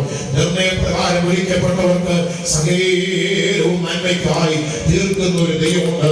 അവൻ പിന്നെയും ഒരു കിണർ കുഴിച്ചപ്പോൾ ആരും കലഹമുണ്ടാക്കാൻ പാടില്ല. അതിന് അവൻ പേര് കൊടുത്തു രഹോബോത്ത്. ദൈവത്തിന്റെ സ്തോത്രം. എന്താണ് അതിന്റെ അർത്ഥം എന്നറിയാമോ? വിശ്രാമ സ്ഥലം എന്നാണ് അതിന്റെ അർത്ഥം. ഇന്ന് രാത്രി എന്നെ കേൾക്കുന്ന പ്രിയപ്പെട്ട ദൈവമക്കളെ, ദൈവത്തിന്റെ വിശ്വസ്തതയിൽ ഒരു വിളിയുണ്ട്. ആ വിളിയിൽ നമുക്കൊരു നന്മയുണ്ട്. ജീവിതത്തിൽ പലപ്പോഴും നാം നല്ല കാര്യങ്ങൾ, നല്ലത് പ്രതീക്ഷിച്ചുകൊണ്ട് ആരംഭിക്കുന്ന പലതിന്റെയും മുൻപിൽ കലഹങ്ങളോ ശത്രുതകളോ വിദ്വേഷങ്ങളോ നമ്മുടെ മുൻപിൽ മാറാതെ നമ്മെ പിന്തുടരുമ്പോൾ ചിലപ്പോൾ നമ്മൾ മനസ്സുകൊണ്ട് പതറിപ്പോകും, ചിലപ്പോൾ നമ്മൾ അറിയാതെ തളർന്നു പോകും. ഓർത്തു കൊള്ളണമേ, ദൈവം നമ്മളെ വിളിച്ചിട്ടുണ്ടെങ്കിൽ, ദൈവത്താൽ വിളിക്കപ്പെട്ടവരാണ് നാമെങ്കിൽ ദൈവത്തിന്റെ സ്തോത്രം. കലഹത്തെ മാറ്റി, വഴക്കിനെ മാറ്റി, വിദ്വേഷത്തെ മാറ്റി, ശത്രുതകളെ മാറ്റി ഒരു വിശ്രാമ സ്ഥലം നമ്മുടെ മുമ്പിൽ തുറക്കുവാൻ ദൈവം ശക്തനാണ്. ചിലപ്പോൾ ശുശ്രൂഷയുടെ മുൻപിൽ നാം ആയിരിക്കുന്ന സ്ഥലങ്ങളിൽ ഉണ്ടാകുന്ന പലവിധമായ പ്രതികൂലങ്ങൾ, നന്മ പ്രതീക്ഷിച്ചുകൊണ്ട് നാം ആരംഭിക്കുന്ന പലതിലും ആവശ്യമില്ലാത്ത കലഹങ്ങളും എതിർപ്പുകളും ശണ്ഠകളും ഒക്കെ ഉണ്ടാകുമ്പോൾ ദൈവങ്ങൾ ഒരു കാര്യം ഓർക്കണം. തിന്മയെ നന്മയാക്കുവാൻ കഴിവുള്ള ദൈവം, എതിർപ്പുകളെ അനുകൂലമാക്കി തീർക്കുവാൻ കഴിവുള്ള ദൈവമാണ് നമ്മുടെ ദൈവം. അതുകൊണ്ടാണ് തിരുവചനം പറയുന്നത്, നിർണയപ്രകാരം വിളിക്കപ്പെട്ടവർക്ക് നന്മയ്ക്കായി കൂടി വ്യാപരിപ്പിക്കുന്ന ഒരു ദൈവം. ഇന്ന് രാത്രി നാം ആ വചനത്തെ വിശ്വസിക്കാനിടയാകണം. പലവിധമായ പരിശോധനകളും പ്രയാസങ്ങളും ജീവിതത്തിലേക്ക് കടന്നു വരുമ്പോ പ്രതികൂലങ്ങളുടെ കാറ്റുകളെ കണ്ട് നാം അധൈര്യപ്പെട്ടു പോകരുത്. ഏത് കഴിവുള്ളവരാണെങ്കിലും ബലമുള്ളവനാണെങ്കിലും ഒന്നിന് പിന്നാലെ പരിശോധനകൾ സമുദ്രത്തിന്റെ തിരമാലകൾ പോലെ ജീവിതത്തിലേക്ക് അലയടിച്ചു വരുമ്പോൾ ചിലപ്പോൾ അറിയാതെ മനസ്സുകൊണ്ടൊന്ന് പതറിപ്പോയേക്കാം. ഒരു കാര്യം മനസ്സിൽ ഓർത്തുകൊള്ളണം, ഞാൻ ദൈവത്താൽ വിളിക്കപ്പെട്ടവനാണ്, വിളിക്കപ്പെട്ടവളാണ് എന്ന് നിങ്ങളുടെ ഹൃദയത്തിൽ നിങ്ങളുടെ മനസ്സാക്ഷി നിങ്ങൾക്ക് ധൈര്യം തരുന്നെങ്കിൽ ഈ ലോകം നമ്മുടെ മുൻപിൽ കൊണ്ടുവരുന്ന ഏത് കലഹങ്ങളും ഏത് പ്രയാസങ്ങളും ഏത് പ്രതികൂല സാഹചര്യങ്ങളെയും അനുകൂലമാക്കുവാൻ എന്റെ ദൈവം ശക്തനാണ്. വീണ്ടും നാം അതേ അധ്യായത്തിൽ തന്നെ അതിന്റെ 32, 33 വാക്യങ്ങൾ വായിച്ചാൽ ദൈവത്തിന്റെ സ്തോത്രം, ഇസ്ഹാക്കിന്റെ അടുക്കിലേക്ക് കടന്നു വന്നതായി ചില മനുഷ്യരെ കുറിച്ച് നമുക്ക് കാണുവാൻ കഴിയും. കടന്നു വരുമ്പോൾ അവനവരോട് ചോദിക്കുന്നു, നിങ്ങൾ എന്തിനാണ് എന്റെ അടുക്കൽ വന്നത്? നിങ്ങൾ എന്നെ ദ്വേഷിച്ച് എന്നെ പുറത്താക്കി വിട്ടു എന്നൊക്കെ പറയുമ്പോൾ അവർ പറയുകയാണ്, നീ ഞങ്ങളുമായിട്ടൊരു ഉടമ്പടി ചെയ്യണം. ഞങ്ങൾ നിങ്ങൾക്ക് ദോഷം ചെയ്യാതിരുന്ന പോലെ നീയും ഞങ്ങളോട് ദോഷം ചെയ്യാതിരിക്കണമെന്ന് പറഞ്ഞ് ഒരു ഉടമ്പടി ചെയ്യണമെന്ന് പറഞ്ഞ് അവർ തമ്മിൽ ഒരു ഉടമ്പടിയിലേക്ക് വരുന്ന ഒരു ഭാഗം. ഈ ഉടമ്പടി നടക്കുമ്പോൾ അതിനു മുമ്പ് ഇസഹാക്ക് അവർക്ക് ഒരു വലിയ വിരുന്ന് കൊടുത്തതായിട്ട് നമുക്ക് കാണുവാൻ കഴിയും. വിരുന്ന് കൊടുത്ത് അവരെ സമാധാനത്തോടെ അയച്ചു. അപ്പോൾ ഇസഹാക്കിന്റെ ഇടയന്മാർ വന്നിട്ട് വീണ്ടും അവർ കുഴിച്ചു തുടങ്ങിയ ആ കിണറിനെ കുറിച്ച് വന്നവർ പറയുകയാണ്, ബേർശേബയിൽ വന്ന് ദൈവത്തിന്റെ സ്തോത്രം അവർ കുഴിച്ചു തുടങ്ങിയതായ കിണറിനെ കുറിച്ച് അവർ പറഞ്ഞു, അതിൽ വെള്ളം കണ്ടു, ഞങ്ങൾ അതിൽ ജലത്തിന്റെ അംശം കണ്ടു. അപ്പോൾ അവൻ ആ കിണറിന് ശിവ എന്ന് പേര് കൊടുത്തു. എന്ന് പറഞ്ഞാൽ അതിന്റെ അർത്ഥം വാഗ്ദത്തം, പ്രോമിസ് എന്നാണ്. ഈ വർഷത്തിന്റെ പ്രാരംഭ നാളുകളിൽ, ഈ 2023 വർഷത്തിന്റെ പ്രാരംഭ മാസത്തിലാണ് നാം നിൽക്കുന്നത്. സംഭവപരമായ ഒരു വർഷം നമ്മെ വിട്ട് കടന്നുപോയി. 2022 എന്ന് പറയുന്ന വർഷം എത്രയോ അനർത്ഥങ്ങളെ നമ്മുടെ മുൻപിൽ നാം കണ്ടു. ജീവൻ നിലനിർത്തുവാൻ വേണ്ടി പാടുപെട്ട ഒരുപാട് പേർ ഒരുപക്ഷെ ഈ മീറ്റിംഗിന് നടുവിലിരിക്കുന്നുണ്ടാകാം. വ്യാപരിച്ചു വന്ന പല രോഗത്തിന്റെ ശക്തികൾ പലരെയും പിടിച്ചിട്ടുണ്ടാകാം. ജീവൻ നിലനിൽക്കുമോ എന്ന് ആശങ്കപ്പെട്ട സന്ദർഭങ്ങൾ നിങ്ങളുടെ മുൻപിൽ ഉണ്ടായിരുന്നേക്കാം. എന്നാൽ ദൈവം നിങ്ങൾക്ക് വിശ്രാമം തരുമ്പോൾ, അത് മാത്രമല്ല ദൈവം നിങ്ങൾക്ക് വാഗ്ദത്തത്തെ നൽകുവാൻ ആഗ്രഹിച്ച് നിങ്ങളുടെ മുൻപിൽ നന്മയുടെ അനുഭവങ്ങളെ തരുമ്പോൾ, തിന്മയുടെ തിരമാലകൾ ജീവിതത്തിൽ തുടർച്ചയായി ജീവിതത്തിൽ വന്നുകൊണ്ടിരിക്കുമ്പോൾ അതിന്റെ മുൻപിൽ വിശ്രാമ സ്ഥലത്തെ നൽകി ജീവിക്കുന്ന വാഗ്ദാനങ്ങളെ നിങ്ങളുടെ മുൻപിൽ തന്ന് തിന്മയെ നന്മയാക്കുവാൻ കഴിവുള്ള ദൈവം നിർണയപ്രകാരം വിളിക്കപ്പെട്ടവർക്ക് സകലവും നന്മയ്ക്കായി വ്യാപരിക്കുന്നു. ചിലപ്പോൾ നമ്മുടെ ജീവിതയാത്രയിൽ അസംഖ്യമായ പരിശോധനകളുടെ മുമ്പിൽ പതറിപ്പോയ മനസ്സോടുകൂടെ നീ ജീവിക്കുന്നവരായിരിക്കാം. ഈ ലോകത്തിൽ നോക്കുവാൻ നമുക്ക് ചിലപ്പോൾ ആശ നൽകുന്ന യാതൊരു അനുഭവങ്ങളും നമുക്ക് ഒരുപക്ഷെ ഉണ്ടായിരിക്കുകയില്ല. എന്നാൽ സ്വർഗത്തിലെ ദൈവം നമുക്ക് വേണ്ടി കരുതുന്നവനാണ്. രാത്രി ഈ കൺവെൻഷന്റെ പ്രഥമ രാത്രിയിൽ നമുക്കത് പരിപൂർണമായി ഒന്ന് വിശ്വസിക്കാനിടയായി തീരണം. ഏറിയ വർഷങ്ങൾക്ക് മുൻപ് ജർമ്മനിയുടെ തെരുവീഥികളില് തണുപ്പുള്ള ഒരു ദിവസം ഏറിക്കിടക്കുവാൻ കൂരയില്ലാതെ, വിശ്രമിക്കുവാൻ സ്വന്തമായ ഒരു ഭവനമില്ലാതെ ഒരു ചെറുപ്പക്കാരൻ ആകാശത്തിലെ പറവുകൾക്ക് കൂടുണ്ടെന്നും കുറുനരികൾക്ക് പോയി പറഞ്ഞിരിക്കുവാൻ ആളുണ്ടെന്നുള്ള പാട്ടുപാടി തെരുവിൽ കൂടെ ഇങ്ങനെ നടന്ന് പോകുമ്പോൾ ദൈവത്തിന്റെ സ്തോത്രം, ആ തെരുവിന്റെ ആ സ്ട്രീറ്റിന്റെ സൈഡിൽ പാർത്തിരുന്ന ഒരു വീട്ടിൽ നിന്ന് ഒരു മനുഷ്യൻ പെട്ടെന്ന് പുറത്തേക്ക് ഇറങ്ങി വന്നു. 2 ദമ്പതികൾ പുറത്തേക്ക് ഇറങ്ങി വന്നു. കൊണ്ടാണെന്നും ചൂരായെന്നുമായിരുന്നു അവരുടെ പേര്. അവർ പെട്ടെന്ന് ഇറങ്ങി വന്ന ഈ ചെറുപ്പക്കാരന്റെ ആ പാട്ടിന്റെ ശബ്ദം, പറവുകൾക്ക് കൂടുണ്ട്, അവർ പോയി മറയുന്നു. കുറുനരികൾക്ക് കുഴിയുണ്ട്, അവർ പോയി ഒളിച്ചിരിക്കുന്നു. ഞാൻ ഇവിടെ പോയി വിശ്രമിക്കുമെന്നുള്ള ചിന്തയിൽ അവൻ പാട്ട് പാടിക്കൊണ്ട് പോകുമ്പോൾ സ്വന്തമായി ഭവനമില്ലാതെ അനാഥത്വം അനുഭവിച്ചുകൊണ്ട് ജീവിച്ചിരുന്ന ആ ബാലനെ ആ മാതാപിതാക്കൾ ആ ദമ്പതികൾ വീട്ടിലേക്ക് കയറ്റി കൂട്ടിക്കൊണ്ടുപോയി. അവനന്ന് ഭക്ഷണം ആ രാത്രിയിൽ അവർ വീട്ടിൽ കൊടുത്തു. വിളമ്പി വെച്ച ഭക്ഷണം ആർത്തിയോടെ കഴിക്കുന്നത് കണ്ടപ്പോൾ ആ ചെറുപ്പക്കാരോട് അവർ ചോദിച്ചു, ആ ഭക്ഷിക്കുന്ന രീതി കണ്ടപ്പോൾ ചോദിച്ചു, അവനെ എന്താണ് നീ ഇത്ര ആർത്തിയോടെ കഴിക്കുന്നത്? അവൻ പറഞ്ഞു, നാളുകൾ ദിവസങ്ങളായി ഞാൻ ആഹാരം കഴിച്ചിട്ട് മുൻപിൽ വെച്ച ഭക്ഷണം അവൻ കൈകൊണ്ട് വാരി വെട്ടി വിഴുകുമോ? ദൈവത്തിന്റെ സ്വപ്നം. പ്രത്യേകിച്ച് ആ ദമ്പതികളിൽ സഹോദരിയുടെ ചൂല എന്ന് പറയുന്ന ആ സ്ത്രീയുടെ മനസ്സരിച്ചിട്ട് അവനെ ആ വീട്ടിൽ അവർ പാർപ്പിക്കുവാൻ തുടങ്ങി. സ്വന്തം മകനെ പോലെ ചേർത്തു. ഒരു രാത്രി, തണുപ്പുള്ള രാത്രിയില് പറവുകൾക്ക് കൂടുണ്ടെന്നും കുറുനരികൾക്ക് കുഴിയുണ്ടെന്നും എനിക്ക് വിശ്രമിക്കുവാൻ ഇടമില്ല എന്ന് പാടിക്കൊണ്ട് തണുപ്പിൽ നന്മ മറക്കുവാൻ പോലും വസ്ത്രമില്ലാതിരുന്ന ആ കൊച്ചുപയ്യൻ അല്ലെങ്കിൽ ആ ചെറുപ്പക്കാരൻ തെരുവിൽ കൂടെ യാത്ര ചെയ്തു. അന്ന് രാത്രി അവനെ കിടക്കുവാൻ ഒരു വീട് തുറക്കപ്പെട്ട വീടിന്റെ വാതിൽ തുറന്നു. അവൻ ആ വീട്ടിലെ ഒരു അംഗത്തെ പോലെ വളർന്നു. അവന്റെ അവസ്ഥകളെ കണ്ടിട്ട് ആ ദമ്പതികൾ ഇവരെ ഒരു വൈദിക പഠനശാലയിൽ പഠിക്കുവാനായിട്ട് വിട്ടു. അവൻ ആ വളരെയും പഠിച്ച് മുന്നോട്ട് വളർന്നു. അവൻ നന്നായി പഠിച്ച് മുന്നോട്ട് വളർന്നുപോയി. പിൽക്കാലത്ത് ലോകം അറിയപ്പെട്ട ദൈവത്തിന്റെ സ്വന്തം നവോത്ഥാന പ്രസ്ഥാനത്തിന്റെ നേതാവായി ലോകം ഇന്നും വാഴ്ത്തുന്ന മാർട്ടിൻ ലൂതർ എന്ന് പറയുന്ന ആ മനുഷ്യന്റെ ബാല്യത്തെ കുറിച്ചാണ് ഞാൻ പറഞ്ഞത്.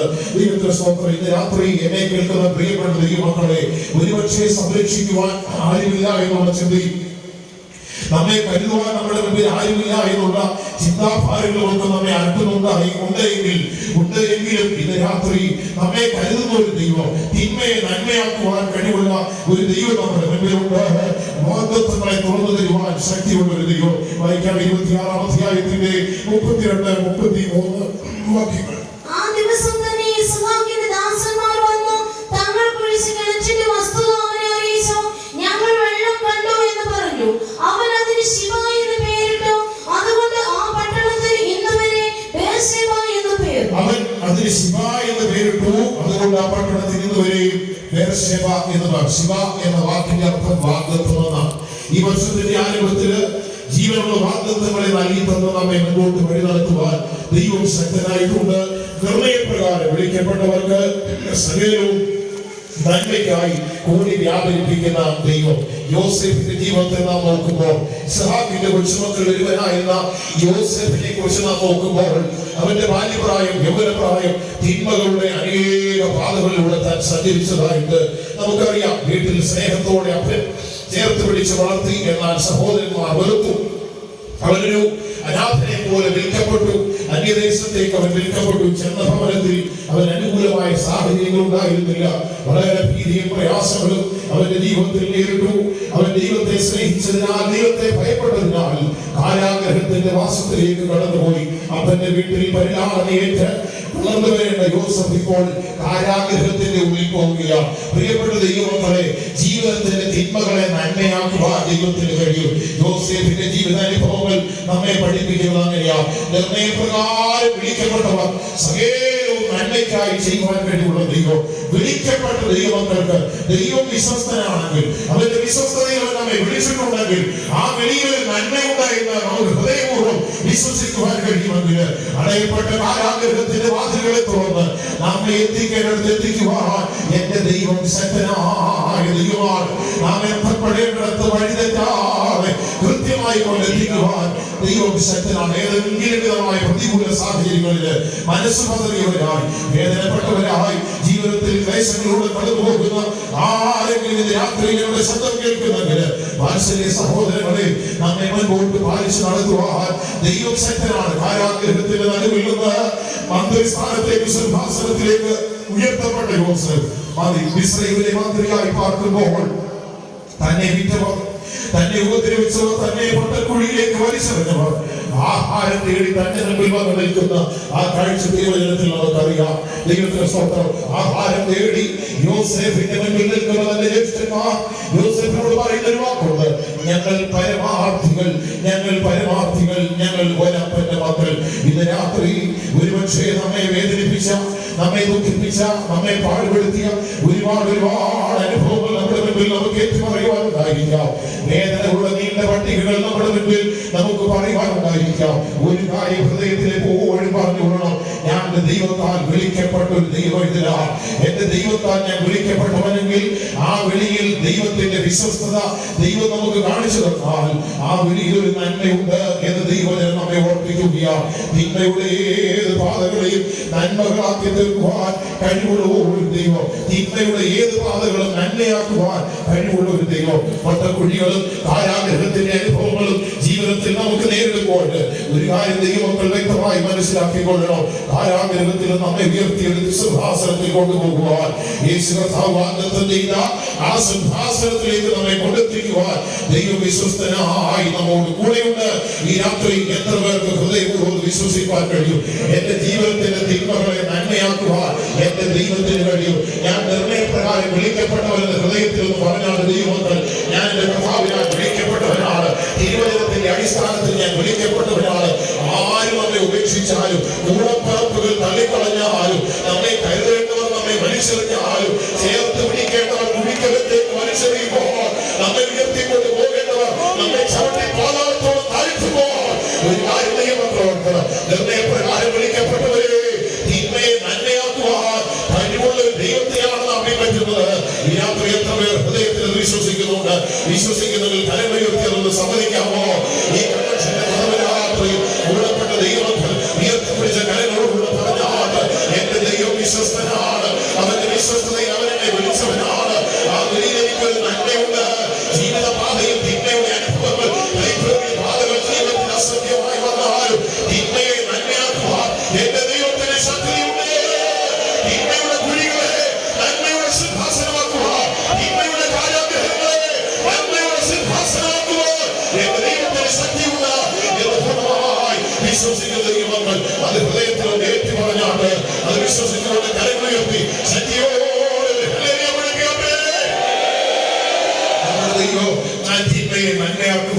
ശക്തിയുള്ള ഒരു ദൈവമാണ്. ദാവീദിന്റെ ജീവിതത്തിലേക്ക് നാം കടന്നു നോക്കുമ്പോൾ ശമൂവേലിന്റെ 1-ാം പുസ്തകം 25-ാം അധ്യായത്തിന്റെ 21-ാം വാക്യം ഒന്ന് വായിച്ചു നോക്കിയാൽ 1 ശമൂവേൽ 25-ാം അധ്യായത്തിന്റെ 21-ാമത്തെ വാക്യം. എന്നാൽ ദാവീദ് മരുഭൂമിയിൽ അവൻ ഉണ്ടായിരുന്നതൊക്കെയും ഞാൻ വെറുതെയല്ലോ കാത്തത്, അവന്റെ വക ഒന്നും കാണാതെ പോയതുമില്ല. അവനോ നന്മയ്ക്ക് പകരം എനിക്ക് തിന്മ ചെയ്തു. അവനോ നന്മയ്ക്ക് പകരം എനിക്ക് തിന്മ ചെയ്തു. അവനോ എനിക്ക് നന്മയ്ക്ക് പകരം തിന്മ ചെയ്തു. നാബാലിനെ കുറിച്ചായി പറയുന്നു. ദാവീദ് മരുഭൂമിയിലായിരുന്നപ്പോൾ മതിൽ കെട്ടി സൂക്ഷിച്ചതുപോലെ ദാവീദും അവന്റെ ആളുകൾ നാബാലിന്റെ സംരക്ഷകരായിരുന്നു. അത് നാബാലിന് അറിയാം. എന്നാൽ ദാവീദ് ഒരു കഷ്ടത്തിൽ അകപ്പെട്ടപ്പോൾ തന്റെ ആളുകളെ, തന്റെ സേവകന്മാരെ, തന്റെ ദാസന്മാരെ അയച്ചപ്പോൾ അവരെ അപമാനിച്ചു വിട്ട നാബാൽ ഇത് മനസ്സിലാക്കി ദാവീദ് പറയുന്ന ഒരു ഭാഗമുണ്ട്. ദൈവത്തിന്റെ സ്തോത്രം. വെറുതെയല്ലോ മരുഭൂമിയിൽ നാം അവന് വേണ്ടി ചെയ്തു കൊടുത്തത്, അവനോ ഇപ്പോൾ നന്മയ്ക്ക് പകരം തിന്മ. പ്രിയപ്പെട്ട സഹോദരി സഹോദരന്മാർ, നമ്മുടെ ജീവിതയാത്ര നമ്മൾ ആവോളം മറ്റുള്ളവർക്ക് നന്മ ചെയ്തുകൊണ്ടേയിരിക്കണം. ഒരിക്കലും തിന്മയുടെ വഴികൾ നമ്മളിൽ വരും. ആവോളം നന്മ ചെയ്യണം. നമ്മൾ എത്ര നന്മ ചെയ്താൽ നമുക്ക് തിരികെ തിന്മ ചെയ്തു തരുന്ന ഒത്തിരി പേര് ജീവിതത്തിൽ കണ്ടേക്കാം. അതിൽ നിരാശപ്പെട്ടു പോകരുത്. നമുക്ക് ചെയ്യുവാനുള്ള നന്മ മാത്രമാണ്. ദാവീദ് പറയുക, വെറുതെയല്ലോ നാം അവന് വേണ്ടി ചെയ്തത്, എന്നാൽ അവനോ നന്മയ്ക്ക് പകരം ഇപ്പോൾ എനിക്ക് തിന്മ ചെയ്തു.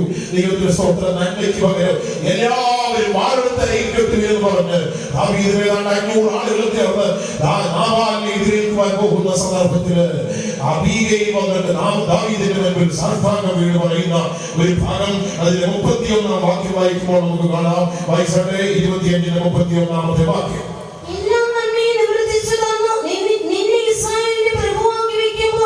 അകാരണമായി രക്തം ചിന്തുകയും യജമാനൻ താൻ തന്നെ പ്രതികാരം നടത്തുകയും ചെയ്തു പോയി എന്നുള്ള ചഞ്ചലവും മനോവ്യഥയും യജമാനൻ ഉണ്ടാകിയില്ല. എന്നാൽ യഹോവ യജമാനന് നന്മ ചെയ്യുമ്പോൾ അടിയനെയും ഓർത്തുകൊള്ളണമേ. വന്നിട്ട് ദാവീദിന്റെ മുമ്പിൽ വീണിട്ട് പറയുക, യഹോവ യജമാനന് നന്മ ചെയ്യും. അതിൽ നിന്ന് ഞാനൊരു മെസ്സേജ് പറയാൻ ആഗ്രഹിക്കുന്നു. പ്രിയപ്പെട്ടവരെ, നമ്മൾ ഈ ലോകത്തിൽ എത്ര നന്മ ചെയ്താൽ ഒരു മനുഷ്യരിൽ നിന്ന് നാം തിരിച്ച് നന്മ പ്രതീക്ഷിക്കരുത്. ചിലപ്പോൾ അത് കിട്ടിയെന്ന് വരികയില്ല. എന്നാൽ നാം നന്മ ചെയ്ത് മറ്റുള്ളവരാവോളം നമുക്ക് തിന്മയാണ് ചെയ്യുന്നതെങ്കിൽ ഒരു കാര്യം ദൈവമക്കൾ അറിയണം. അബീഗയിൽ ദാവീദിനോട് പറയുക, യജമാനനെ, യജമാൻ ഈ പ്രവർത്തിക്കരുത്. യഹോവ യജമാനന് നന്മ ചെയ്യുമ്പോൾ ഈ രാത്രി ദൈവമക്കൾ ഓരോരുത്തരും പറഞ്ഞാട്ട്, ലോകം മൊത്തം എനിക്ക് തിന്മ ചെയ്താലും എന്റെ ദൈവം എനിക്ക് നന്മ ചെയ്യുന്ന ഒരു ദിവസം ഉണ്ടാകും. ഈ ലോകം മുഴുവൻ എനിക്ക് പ്രതികൂലമായാൽ എന്റെ ദൈവം നന്മകളാൽ എന്നെ എതിരേൽക്കുന്ന ഒരു സമയം ഉണ്ടാകും. നന്മയുടെ അനുഗ്രഹങ്ങളാൽ നീ അവരെ എതിരേൽക്കും. തന്റെ കിരീടത്തെ അവന്റെ തലമേൽ വെച്ചുവെന്ന് തിരുവചനത്തിൽ ഒരു വാഗ്ദത്തം നമുക്ക് കാണുവാൻ കഴിയും. ദാവീദിനോട് പറയുക, യഹോവ യജമാനന് നന്മ ചെയ്യുമ്പോൾ നീ അടിയനെ കൂടെ ഓർക്കണം. അബീഗയിൽ അറിയാം. ഈ അബീഗയിൽ എന്ന് പറയുന്നത് തിന്മ മാത്രം ചെയ്യുന്ന നാബാലിന്റെ ഭാര്യ. ദൈവത്തിന്റെ സ്തോത്രം. ഒരേ സ്ഥലത്താണ് പാർക്കുന്നത്, ഒരേ വീട്ടിലാണ് പാർക്കുന്നത്, കർമ്മേലിലാണ് പാർക്കുന്നത്. എന്ന് പറഞ്ഞാൽ കർമ്മേൽ എന്ന് പറഞ്ഞാൽ ഫലഭൂഷ്ടമായ സ്ഥലം. ദൈവത്തിന്റെ സഭയിലാണ് പാർക്കുന്നതെങ്കിലും ഒരേ ആത്മീയ അനുഭവങ്ങൾ അനുഭവിച്ചവരാണെങ്കിലും ഒരുത്തൻ തിന്മയുടെ നിറകുളം. മറ്റവൻ പറയുകയാണ്, യഹോവ യജമാനന് നന്മ ചെയ്യുമ്പോൾ എന്നെയും കൂടെ ഓർത്തുകൊള്ളണമേ. രാത്രി ഞാൻ ദൈവത്തോട് പറയട്ടെ, നിർണയപ്രകാരം വിളിക്കപ്പെട്ട ദൈവഭക്തന്മാരെ, ലോകം മുഴുവൻ നമുക്ക് നന്മ ചെയ്താലും അബീഗയിൽ ദാവീദിനോട് പറഞ്ഞ വാക്ക് നമ്മുടെ മനസ്സിലൊന്നെടുക്കണം. യഹോവ എനിക്ക് നന്മ ചെയ്യുന്ന ഒരു ദിവസം വരും. എന്റെ ദൈവം ഞാൻ വിളിച്ചപേക്ഷിക്കുന്ന എന്റെ ദൈവം എനിക്ക് നന്മ ചെയ്യുന്ന ഒരു ദിവസം വരും. എത്ര ദൈവങ്ങൾക്ക് അത് മനസ്സിൽ ഹൃദയത്തോട് ചേർത്ത് വെച്ച് പറയാം. ജീവിതത്തിൽ തിന്മകളുടെ കൈപ്രേസങ്ങൾ മാത്രം എന്റെ മുമ്പിൽ ഒന്നിനു പിറകെ ഒന്നായി വന്നുകൊള്ളട്ടെ. എന്റെ ദൈവം എനിക്ക് നന്മ ചെയ്യുന്ന ഒരു ദിവസം ഉണ്ടാകും.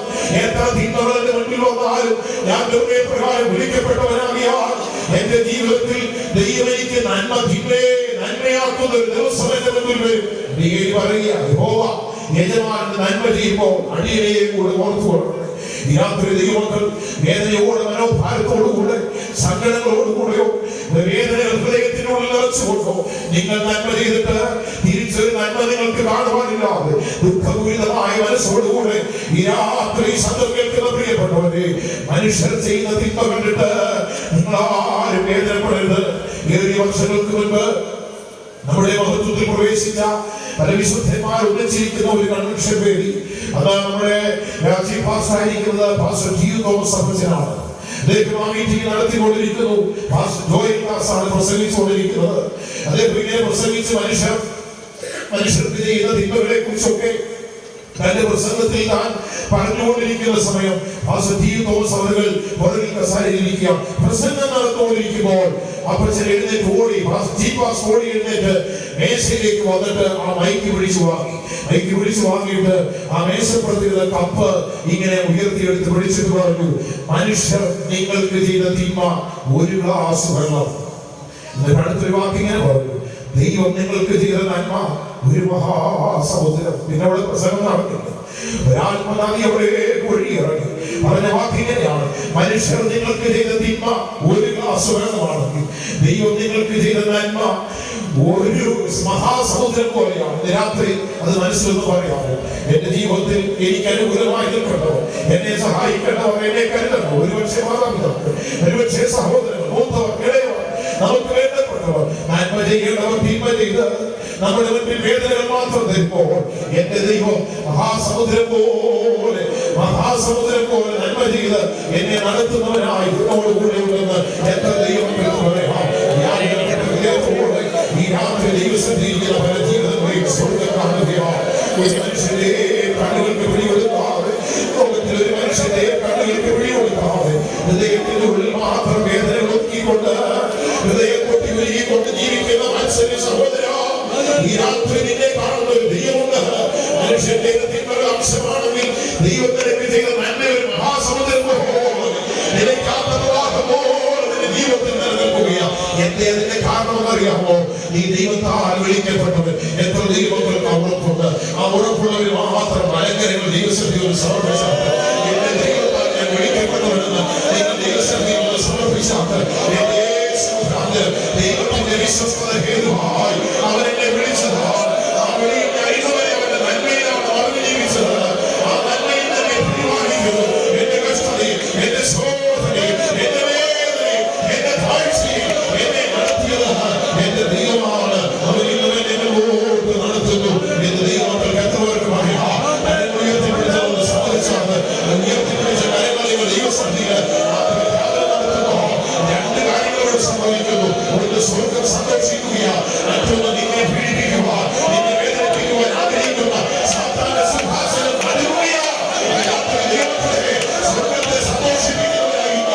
പിശാച് ദൈവമക്കളെ കണ്ട് ഭയപ്പെടുന്നത്, ഈ ലോകത്തിന്റെ പ്രതികൂലത്തെ കണ്ട് ഭയപ്പെടുന്നവരാണ് ദൈവത്തിന്റെ ജനം. ഈ ലോകത്തിന്റെ പ്രതികൂല സാധ്യതകളെ കണ്ട് ഭയപ്പെടുന്നവരാണ് ദൈവഭക്തന്മാർ. കാരണം ദൈവം നമ്മുടെ കൂടെയുണ്ട്. അവൻ നമ്മളെ വിളിച്ചവനാണ്. വിളിച്ചവൻ വഴിയിൽ കൈവിടുകയില്ല, വഴിയിൽ ഉപേക്ഷിക്കുകയില്ല. അവൻ നന്മ ചെയ്യുന്ന ദൈവമാണ്. വിശ്വസിക്കുന്ന ദൈവങ്ങൾ സന്തോഷത്തോടെ ഉയർത്തിപ്പിടിച്ച കരങ്ങളോട് ദൈവത്തിന്റെ സ്തോത്രം. പ്രതികാരം ചെയ്യുവാൻ മാനുഷിക ബുദ്ധി ഇറങ്ങിയപ്പോൾ അബീഗയിൽ അവളെ തടുത്തിട്ട് പറയുകയാണ്, യഹോവ യജമാനൻ വിശ്വസിക്കും. യഹോവ യജമാനൻ സ്ഥിരമായ ഒരു ഭവനം പണി. യജമാനന്റെ വാസം ദൈവം ഒരു ഉറപ്പുള്ള അനുഭവത്തിൽ കൊണ്ടുവരും. ദൈവത്തിന്റെ സ്തോത്രം. ഒടുവിൽ ദാവീദ് അബീഗയിലൂടെ പറയുന്ന വാക്കുണ്ട്, തിന്മ ചെയ്യാതെ എന്നെ തടുത്തതിന്റെ ജ്ഞാനം സ്തുത്യമാണ്. ഇത് രാത്രി മാനുഷിക ബുദ്ധിയിൽ തിന്മകളാണ് മനസ്സിലുയർന്നു വരുന്നത്. അവിടേക്ക് ദൈവ സാന്നിധ്യത്തിൽ നിലനിൽക്കുവാൻ നിങ്ങൾ തീരുമാനിച്ചാൽ തിന്മകളെ മായ്ച്ചു കളഞ്ഞ നന്മകളെ പുനഃസ്ഥാപിക്കുവാൻ ശക്തിയുള്ളവരാണ് എന്റെ ദൈവം. ദൈവത്തിന്റെ കരുതൽ ആ നിലയിൽ നമുക്ക് അനുഭവിക്കാനിടയാക്കണം. ഇനി മറ്റൊരു വ്യക്തിയെ കുറിച്ചുകൂടെ പറഞ്ഞ് ആ ഭാഗം ഞാൻ പ്രോത്സാഹിപ്പിക്കട്ടെ.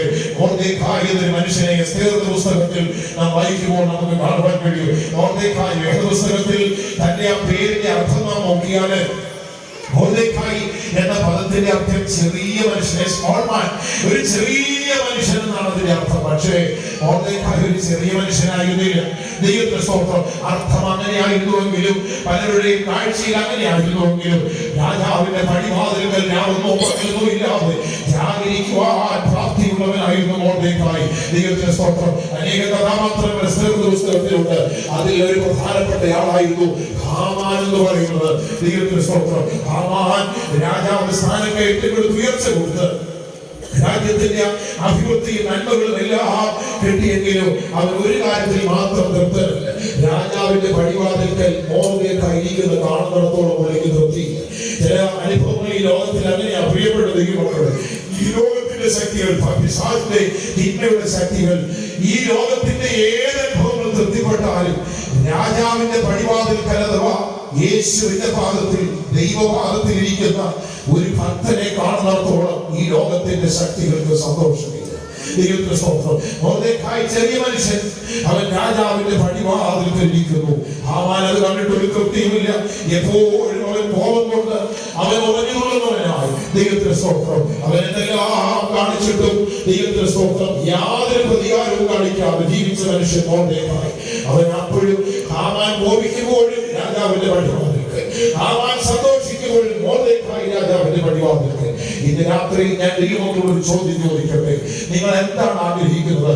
ഹാമാനെ പോലെ ഈ ലോകത്തിന്റെ സ്ഥാനമാനങ്ങളെ തേടി ലോകത്തിന്റെ സന്തോഷങ്ങളിൽ ലഭിക്കുവാൻ ആഗ്രഹിക്കുന്നുവോ? അതോ ദൈവപാദപീഠമാകുന്ന രാജപടിവാതിൽക്കൽ ഇരിപ്പാൻ ആഗ്രഹിക്കുന്നുവോ? രാജാവിന്റെ പടിവാതിൽക്കലാകുന്നവന്റെ പാദപീഠത്തെ ശരണപ്പെടുന്നവരെ നമ്മെ ഒരു നാളും ദൈവം കൈവിടുകയില്ല. ഇന്ന് രാവിലെ വിശ്വാസഫലത്തിലെ ഞങ്ങളുടെ പ്രാർത്ഥന നടന്നുകൊണ്ടിരിക്കുമ്പോൾ ദൈവത്തിന്റെ സ്തോത്രം, ഞങ്ങൾ ശുശ്രൂഷകർ മാത്രമായി പ്രാർത്ഥിച്ചുകൊണ്ടിരിക്കുമ്പോൾ ഞാൻ പല കാര്യങ്ങളെ ഓർത്ത്, പ്രത്യേകിച്ച് രാത്രി വൈകുന്നേരം ഇങ്ങോട്ട് വരേണ്ട മീറ്റിങ്ങിനെ ഓർത്ത്, മറ്റു പല കാര്യങ്ങൾ ഓർത്ത് ദൈവസന്നിധിയിൽ വ്യാകുലപ്പെട്ട് കണ്ണുനീരൊഴുക്കി പ്രാർത്ഥിച്ചുകൊണ്ടിരിക്കുമ്പോൾ പെട്ടെന്ന് ഒരു പ്രവചനത്തിന്റെ ശബ്ദം അവിടെ ഉണ്ടായി. എന്റെ പാദപീഠത്തെ ശരണപ്പെട്ടുകൊള്ളൂ, അവിടെ എല്ലാറ്റിനും പരിഹാരമുണ്ട്. ഇന്ന് രാത്രി ആ ദൈവസന്നിധി ഞാൻ ദൈവങ്ങളെ ഒന്നുകൂടെ ഓർപ്പിക്കുകയാണ്. ഈ ലോകത്തിന്റെ ഹാമാന്റെ ശക്തികൾ നിങ്ങൾക്ക് വിരോധമായിട്ടുണ്ടാകുമ്പോൾ, സുവിശേഷത്തിന് വിരോധമായ പ്രതികൂലത്തിന്റെ കൈയെടുത്ത പ്രതികൾ അവിടെവിടങ്ങളിലായിട്ടുണ്ടാകുമ്പോൾ, ദൈവത്തിന്റെ ദാസന്മാർ അവിടെവിടങ്ങളിലായി ഉപദ്രവിക്കപ്പെടുമ്പോൾ, വീണ്ടെടുക്കപ്പെട്ട ദൈവമക്കൾക്ക് ആരാധന സ്വാതന്ത്ര്യം വിച്ഛേദിക്കപ്പെടുമ്പോൾ, ആരാധനയുടെ സൗഭാഗ്യങ്ങൾ നഷ്ടപ്പെടുമ്പോൾ, ഒരു ദൈവം എന്നുള്ള ഒറ്റ കാരണത്താൽ ലോകത്തിൽ നിങ്ങൾ നിഷേധിക്കപ്പെടുകയോ തള്ളപ്പെടുകയോ ചെയ്യുമ്പോൾ, പോയിരിക്കുവാൻ ദൈവങ്ങളെ നമുക്കൊരു ഇടമുണ്ട രാജാവിന്റെ പടിവാതിൽക്ക് അഥവാ ദൈവത്തിന്റെ സാന്നിധ്യത്തിന് പോയിരുന്നുകൊണ്ടാൽ അവിടെ നമ്മെ കരുതുന്ന ഒരു ദൈവമുണ്ട്. ദൈവത്തിന്റെ മഹത്വം ഉണ്ടാകട്ടെ. തൃപ്തിയില്ലാത്ത ഹാമാൻ വീട്ടിൽ ചെന്ന് 50 മുഴമുള്ള ഒരു കഴുമരം ഉണ്ടാക്കി. മൊർദെഖായിക്ക് വേണ്ടി കഴുമരം ഉണ്ടാക്കിയവനാണ് ഹാമാൻ. ദൈവത്തിന്റെ സ്തോത്രം. അതിലൊന്നും മൊർദെഖായിക്ക് പ്രതിഭവമില്ല, അതിലൊന്നും അവന് പരാതിയുമില്ല. ദൈവത്തിന്റെ സ്തോത്രം. ഹാമാൻ തുടർച്ചയായി മൊർദെഖായിക്ക് മാത്രമല്ല അവന്റെ വംശത്തിനും വിരോധമായി മുഴുവനായി എതിരായിട്ടുള്ള അനുഭവങ്ങൾ ഉണ്ടാക്കിയെടുക്കുമ്പോഴും മൊർദെഖായി കൈപോലെ കരുതുകൊണ്ട് പട്ടണവാതിൽക്കൽ വന്ന രാജാവിന്റെ പടിവാതിൽക്കലോട് വന്നിരിപ്പാൻ അവൻ ആഗ്രഹിച്ചു. അവൻ പ്രതികൂലങ്ങളെ ഭയപ്പെട്ടില്ല. ഇന്ന് രാത്രി ഞാൻ ദൈവമക്കളോട് പറയട്ടെ, ഈ ലോകത്തിന്റെ പ്രതികൂല സാഹചര്യങ്ങൾ നമ്മുടെ പല സ്വാതന്ത്ര്യങ്ങളെയും ഭരിച്ചു കളയുമ്പോൾ പോയിരിക്കുവാനിടം ഒരു ദൈവഭക്തൻ ഉണ്ടായിരിക്കണം. ദൈവത്തിന്റെ പാദപീഠം അവിടെ പോയിരിക്കുന്ന ദൈവമക്കളെ തിന്മയെ നന്മയാക്കുവാൻ നമുക്ക് വേണ്ടി ഉണ്ടാക്കുന്ന കഴിവരങ്ങൾ അവരവർക്ക് വേണ്ടി തന്നെ മാറ്റപ്പെടുന്ന അവസ്ഥ. ഹാമാൻ ഉണ്ടാക്കിയ കഴിവരം ഹാമാന് വേണ്ടി തന്നെ രാജാവ് ഒരുക്കി കൊടുത്തതായിട്ട് നമുക്ക് കാണുവാനായി സാധിക്കുന്നു. ദൈവത്തിന് മഹത്വം ഉണ്ടാകട്ടെ. ഈ രാത്രി ഞാൻ ദൈവമക്കളോട് ഓർപ്പിക്കട്ടെ, നമ്മെ കരുതുന്ന ഒരു നല്ലവനായ ദൈവം. എന്താണ് അതിന് വഴിയെന്ന് അറിയാമോ? ഏത് പ്രതികൂല സാഹചര്യങ്ങളുടെ നടുവിലും ആശ്രയം ദൈവത്തിൽ മാത്രം വെച്ചുകൊള്ളണം. പ്രതികൂലങ്ങളെ നോക്കരുത്, പ്രതിസന്ധികളെ നോക്കരുത്, കഷ്ടതകളെ നോക്കരുത്, ദുഃഖങ്ങളെയും വേദനകളെയും മാത്രം നോക്കരുത്. ദൈവത്തിൽ ആശ്രയം വെച്ച് നമ്മുടെ ജീവിതയാത്ര മുന്നോട്ട് കൊണ്ടുപോകാനിടയാകണം. അങ്ങനെ ആശ്രയം വെച്ച് നാം മുന്നോട്ട് പോയാൽ അവൻ നമ്മെ മുന്നോട്ട് വഴി നടത്തി ഇരിക്കുന്നവരെയും എത്തിപ്പാൻ അവൻ ശക്തനാണ്. പണ്ടുകാലം ഭക്തരൊരിക്കൽ ഇങ്ങനെ പാടി, ദൈവത്തിന്റെ സ്തോത്രം. ആ ദൈവത്തിന് ആശ്രയം വെച്ച് ജീവിച്ചാൽ അവനവരെ കൈവിടാതെ മുന്നോട്ട് വഴി നടത്തും. ദൈവത്തിന്റെ സ്തോത്രം. സേനാധീപൻ ദേവനിലധിയ ആശ്രയവനുണ്ടോ? ആയവരേവയിലുമധിതന്യേ സേനാധീപൻ ദേവനിലധിയ ആശ്രയവനുണ്ടോ? ആയവരേവയിലുമധിതന്യേ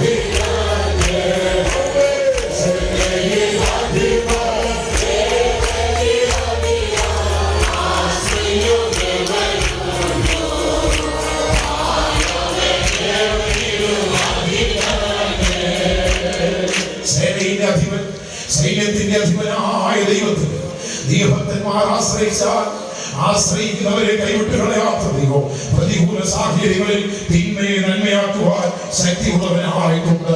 ദൈവത്തിന്റെ വിശ്വസ്തതയിൽ അവൻ നമ്മെ വിളിക്കുന്നു. ദൈവത്തിന്റെ സ്തോത്രം. ആ വിളിയുടെ അനുഭവത്തിന്റെ ആദ്യ ഭാഗം നാം നോക്കുമ്പോൾ അതിലൊരു നന്മയുണ്ട്. ഇന്ന് രാത്രി ദൈവം ഓർത്തുകൊള്ളൂ, നമ്മെ വിളിക്കുന്ന വിളികളിൽ ഒരു നന്മയെ നമുക്ക് അറിയുവാൻ കഴിയണം.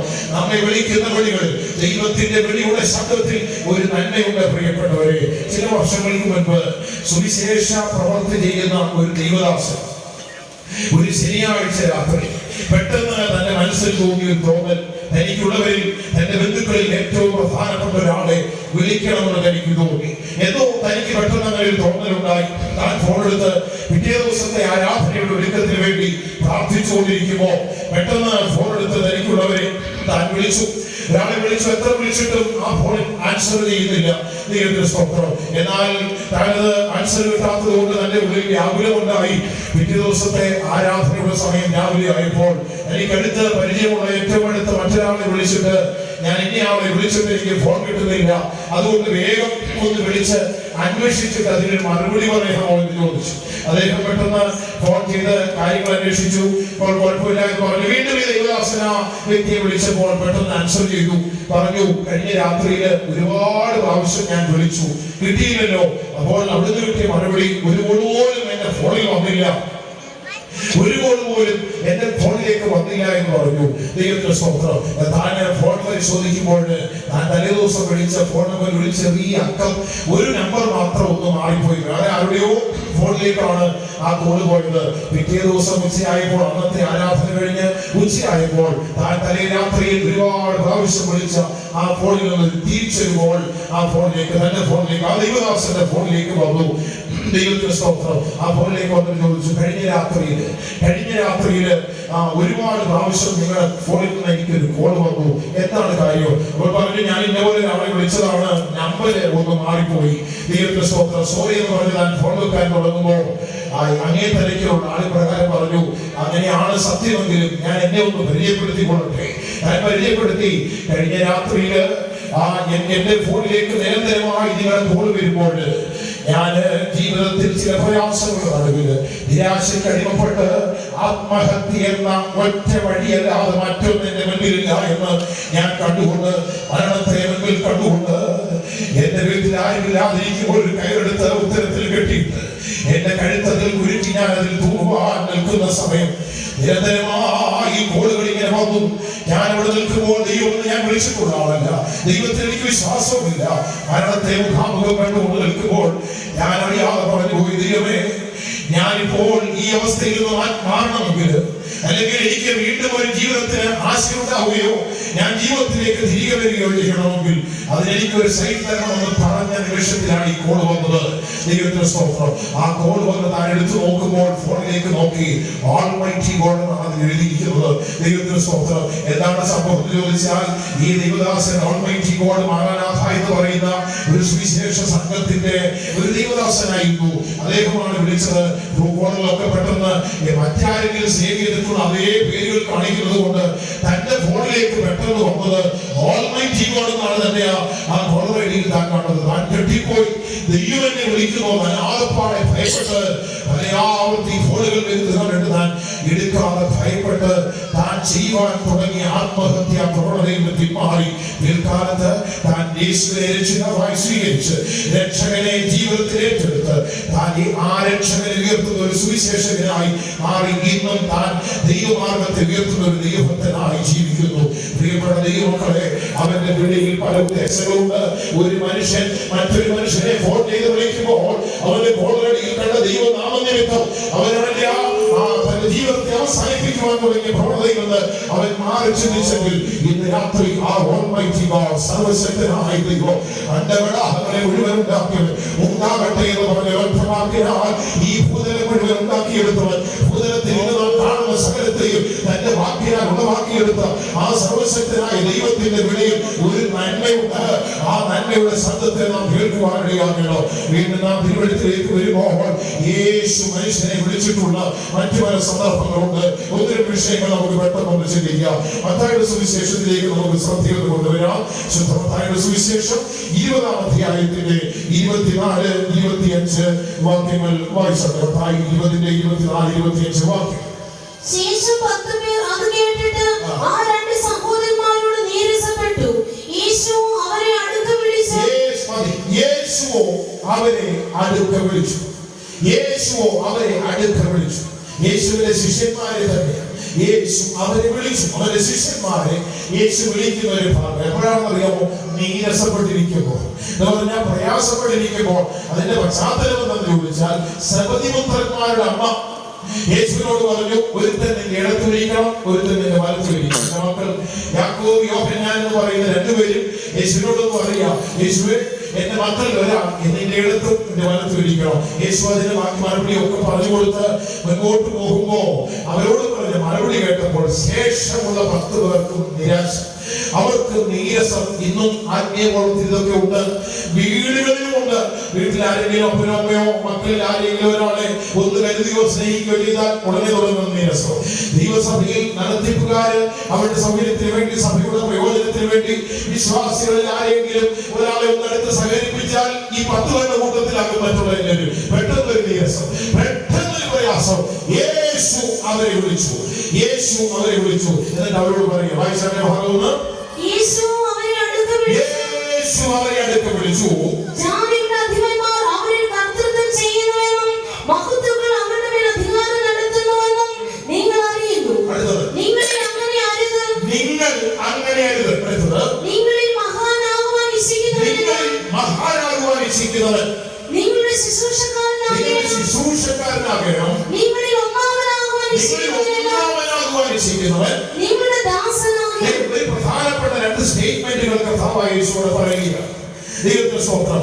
ഭൂരിപക്ഷം നീരസപ്പെട്ടിരിക്കുകയാണ്. 2 പേര് യേശു അതിന് മറുപടി അവർക്ക് ഇടത്തും വലത്തും ഇരിക്കണമെന്ന് അമ്മയുടെ ആഗ്രഹം. ദൈവത്തിന്റെ സ്തോത്രം. സബദിപുത്രന്മാർ, സബദിയുടെ ഭാര്യയായ ശലോമ യേശുവിനോട് പറയുകയാണ്, എന്റെ മക്കൾ 2 പേരും നിന്റെ ഇടത്തും വലത്തും ഇരിക്കണം. ബാക്കിയുള്ളവർ എവിടെ ഇരുന്നാലും കുഴപ്പമില്ല, എനിക്കുള്ളവർ ഇടത്തും വലത്തും ഇരിക്കണം. ഇങ്ങനെ ചിന്താഗതിയുള്ള പല ശലോമന്മാരും നമ്മുടെ ഇടയിലുണ്ട്. ദൈവത്തിന്റെ സ്തോത്രം. എങ്ങോട്ട് പോയാലും ഒരു കുഴപ്പമില്ല, എനിക്കുള്ളവര് ഏറ്റവും എടുത്തും വലത്തും ഒക്കെ ആയിട്ട് ഇരുന്നുകൊള്ളണം. യേശുവിന് പറഞ്ഞ മറുപടി പലതാണ്. ദൈവത്തിന്റെ സ്തോത്രം. എന്നിട്ട് അവരോട് പറയുന്ന ഒരു വാക്ക്, അവരെല്ലാവരും അടുക്ക വിളിച്ചു. യേശുവിനെ അടുക്ക വിളിച്ചു. അടുക്ക വിളിച്ചിട്ട് പറയുക, നിങ്ങളിൽ മഹാനാകുവാൻ ഇച്ഛിക്കുന്നവൻ ശുശ്രൂഷക്കാരനാകണം. നിങ്ങളിൽ ഒന്നാമനാകുവാൻ ആഗ്രഹിക്കുന്നവൻ ദാസനാകണം. ഇതാണ് യേശുവിന്റെ മാർഗം. ദൈവത്തിന്റെ സ്തോത്രം. നീരസപ്പെട്ടിരുന്നവരെ വിളിക്കുക. ഈ രാത്രി ഈ ആരാധനയോട് നൽകുക. ഈ പന്തലിന് കീഴിൽ അല്ലെങ്കിൽ ഈ ശബ്ദപരിധിക്കുള്ളിൽ നിന്നുകൊണ്ട് ഏതെങ്കിലും തരത്തിൽ അത് എന്തുമായിക്കോട്ടെ, ആത്മീയ വിഷയമോ ഭൗതിക വിഷയമോ എന്തുമായിക്കൊണ്ട് നീരസപ്പെട്ടാണോ ഇരിക്കുന്നത്? ചില നീരസപ്പെട്ട മുഖം അറിയാം, മുഖം ഇങ്ങനെ ഉരുണ്ടുകൂടി വീർത്ത് ഒരു പരുവത്തിലാകും. ദൈവത്തിന്റെ സ്വന്തം കൊണ്ട് ഒരു പ്രായമുള്ള ഒരു അഭിനോമയം ഉണ്ടായിരുന്നു. ദൈവത്തിന്റെ സ്വന്തം ഇടയ്ക്കിടയ്ക്ക് വഴക്കുണ്ടാക്കുമെങ്കിലും പെട്ടെന്ന് ഇണങ്ങി. അപ്പൻ ചില മയമുള്ളതാണ്, പക്ഷെ അമ്മ ഒറ്റ. അപ്പൻ പണിങ്ങാനിടയ്ക്ക് 1-2 ദിവസം കഴിയുമ്പോൾ അപ്പൻ പിന്നെ ഇണങ്ങും. പക്ഷെ അമ്മ പിന്നെ മിണ്ടുകയല്ല, പിണങ്ങി കഴിഞ്ഞാൽ മിണ്ടുകയല്ല. വലിയ 89 വയസ്സുകൊണ്ട് രണ്ടുപേരും കൂടെ പിണങ്ങിയിട്ട് അപ്പന് സമാധാനമില്ല. 2 ദിവസം കഴിഞ്ഞപ്പോൾ അപ്പനെ പതി അടുത്ത് ഓടി. ഇതിനെ അറിയാമെന്നൊക്കെ വിളിച്ചോണ്ട് അടുത്ത് ഓടിയിട്ട് വല്യമ്മ ഇങ്ങനെ ഒരു വാക്ക് മിണ്ടാതെ വായൊക്കെ ഇങ്ങനെ കഴിച്ചു പിടിച്ചോണ്ട് എത്ര ശ്രമിച്ചിട്ട് നടക്കുന്നില്ല. ദിവസങ്ങൾ കഴിഞ്ഞു പോയി. ഏതാണ്ട് ഒരാഴ്ചയോളം കഴിഞ്ഞിട്ട് മറുപടി ഇല്ലാതെ വന്നപ്പോ അപ്പനൊരു ദിവസം രാവിലെ എഴുന്നേറ്റ് വീട്ടിലെ അലമാരി തുറന്ന് അതിനകത്തെ തുണികൾ മുഴുവൻ വാരി പുറത്ത് വെക്കും. മേശയുടെ ഡ്രോയിൽ തുറന്നിട്ട് അതിനകത്തുള്ളതെല്ലാം വലിച്ചു വാരി എറിയാൻ തുടങ്ങി. കട്ടിന്റെ കീഴിൽ കയറി നോക്കുന്നു, 10,000 പുറത്ത് കയറി നോക്കുന്നു, തട്ടിപ്പുറത്ത് എല്ലായിടത്തും കയറി. ഇങ്ങനെ വല്യപ്പൻ ആകെപ്പാടെ വേറി പിടിച്ച് നടക്കുമ്പോ ഈ തള്ള വല്യപ്പ ചോദിച്ചു, എന്നാണോ കളവായി നോക്കുന്നത്? വല്യപ്പൻ അവിടെ അടിയാൻ കടിച്ചു പോയാ വിട്ടിപ്പോയി. നിന്റെ സ്വരം അവിടെ പോയാൽ ഞാൻ നോക്കുകയാണോ? നിന്റെ സ്വരം എങ്ങോട്ട് പോയി നോക്കുക. ചിലരുണ്ട് ഇങ്ങനെ മിണ്ടാതിരുന്നു കഴിഞ്ഞാൽ പിന്നെ മിണ്ടുകയല്ല, ഇങ്ങനെ മുഖമൊക്കെ വജ്രം പോലെ വെളിപ്പിച്ചു വയ്ക്കുന്ന പല കുഴികളുമുണ്ട്. യേശുവിന്റെ ശിഷ്യന്മാരിലെ 1-ാമത്തെ കുഴികളായിരുന്നു ദൈവത്തിന്റെ സ്വന്തം. അതുകൊണ്ടില്ലയോ അവരെ ആദ്യം വിളിച്ചത്. ഈ വിളിച്ചെങ്കിൽ വാ, ഞാൻ എന്റെ സഹോദരന്മാരെ ഓടി വന്നവർ വിളിച്ചിട്ട് പറയുക, ജാതികളുടെ മഹത്തുക്കൾ അവരിൽ കർത്തൃത്വം നടത്തും, നിങ്ങളോ അങ്ങനെ ആകരുത് പറഞ്ഞിട്ട് പറയുക, നിങ്ങളിൽ മഹാനാകുവാൻ ഇച്ഛിക്കുന്നവൻ ശുശ്രൂഷക്കാരനാകട്ടെ, നിങ്ങൾ ഒന്നാമനാകുവാൻ ആഗ്രഹിക്കുന്നവൻ ദാസനാകട്ടെ. സ്റ്റേറ്റ്മെന്റ് അതാ. ഈ രാത്രി ഞാൻ ദൈവത്തോട് പറയുക, നമ്മുടെ പല നീരസങ്ങളുടെയും ബേസ്മെന്റ്, അതിന്റെ ബേസിക് റീസൺ എന്താണെന്ന് ചോദിച്ചാൽ നമുക്ക് പലയിടത്തും ഒന്നാമനാണ്.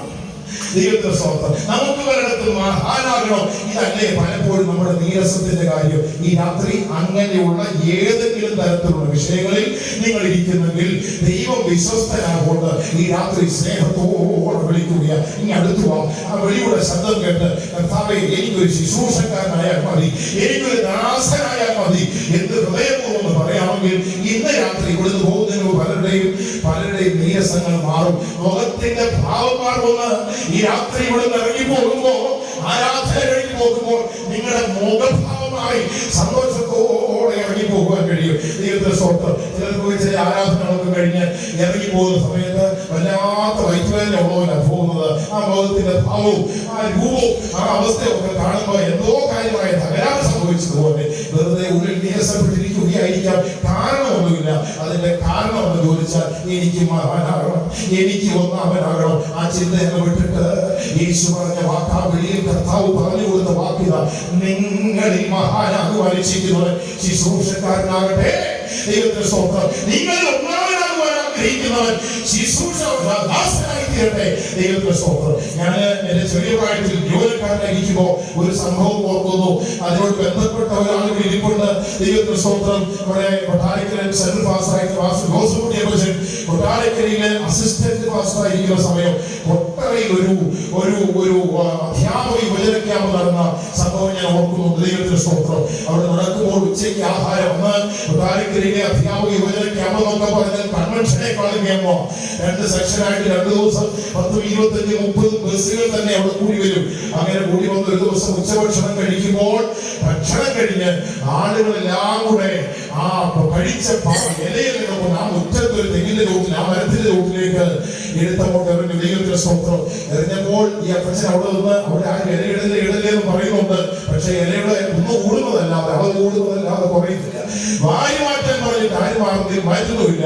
അവസാനം ഈ അപ്പച്ചൻ പതിയെ കൈയൊക്കെ അങ്ങോട്ട് മടക്കി മുണ്ടൊക്കെ പതിയെ ഒന്ന് അതിന്റെ ക്രമീകരണത്തിൽ വെച്ചിട്ട് ആ ഇല കൈകൊണ്ട് വാരി എന്റെ കണ്ണുകൊണ്ട് കണ്ടതാ. അപ്പച്ചൻ ആ ഇല അങ്ങോട്ട് വാരുമ്പോ ഞങ്ങൾ ചെറുപ്പക്കാരായി പിള്ളേരൊക്കെ ചാടി പൂച്ച ചാടി വീഴുന്ന പോലെ അതിനകത്ത് ചാടി വേണ്ടി ഇലയെല്ലാം വാരി മാറ്റി. ഇന്ന് ഞാൻ ഓർക്കുന്നുണ്ട്. ദൈവത്തിന്റെ സ്തോത്രം. നിങ്ങളിൽ മഹാനാകുവാൻ ആഗ്രഹിക്കുന്നവൻ ശുശ്രൂഷക്കാരനാകട്ടെ.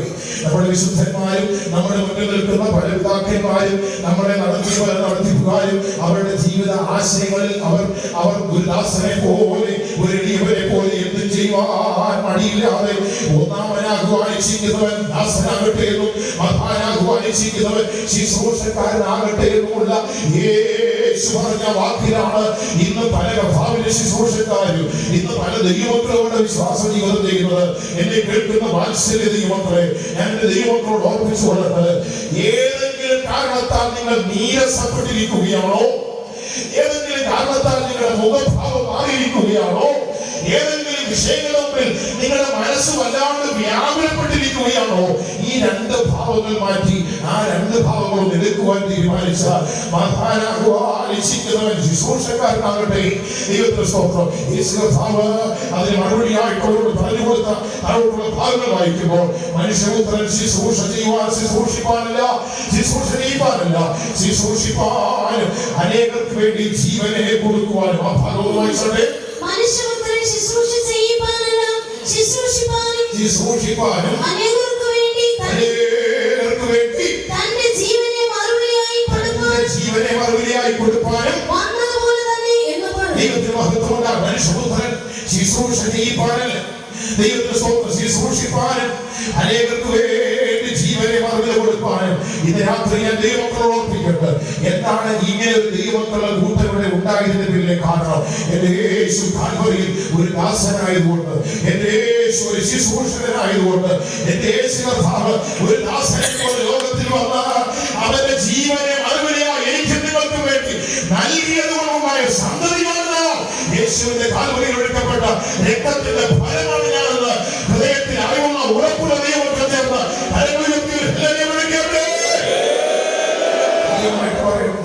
എന്റെ യേശുവിന് വേണ്ടി ഒരു ദാസനായതുകൊണ്ട്, എന്റെ യേശുവിന് വേണ്ടി ആ ഒരു ശുശ്രൂഷക്കാരനായതുകൊണ്ട്, അവനെ വിളിച്ചതുകൊണ്ട് ആ വിളിയുടെ നന്മയാണ് ഇന്ന് ഞാൻ എന്റെ ജീവിതത്തിൽ അനുഭവിക്കുന്നത് എന്നുള്ളത് ദൈവത്തിൽ ഏറ്റുപറഞ്ഞ് ഹൃദയത്തിൽ ഉറപ്പിച്ചു കൊള്ളണം. നീരസപ്പെട്ടിരുന്നവരെ വിളിക്കുക.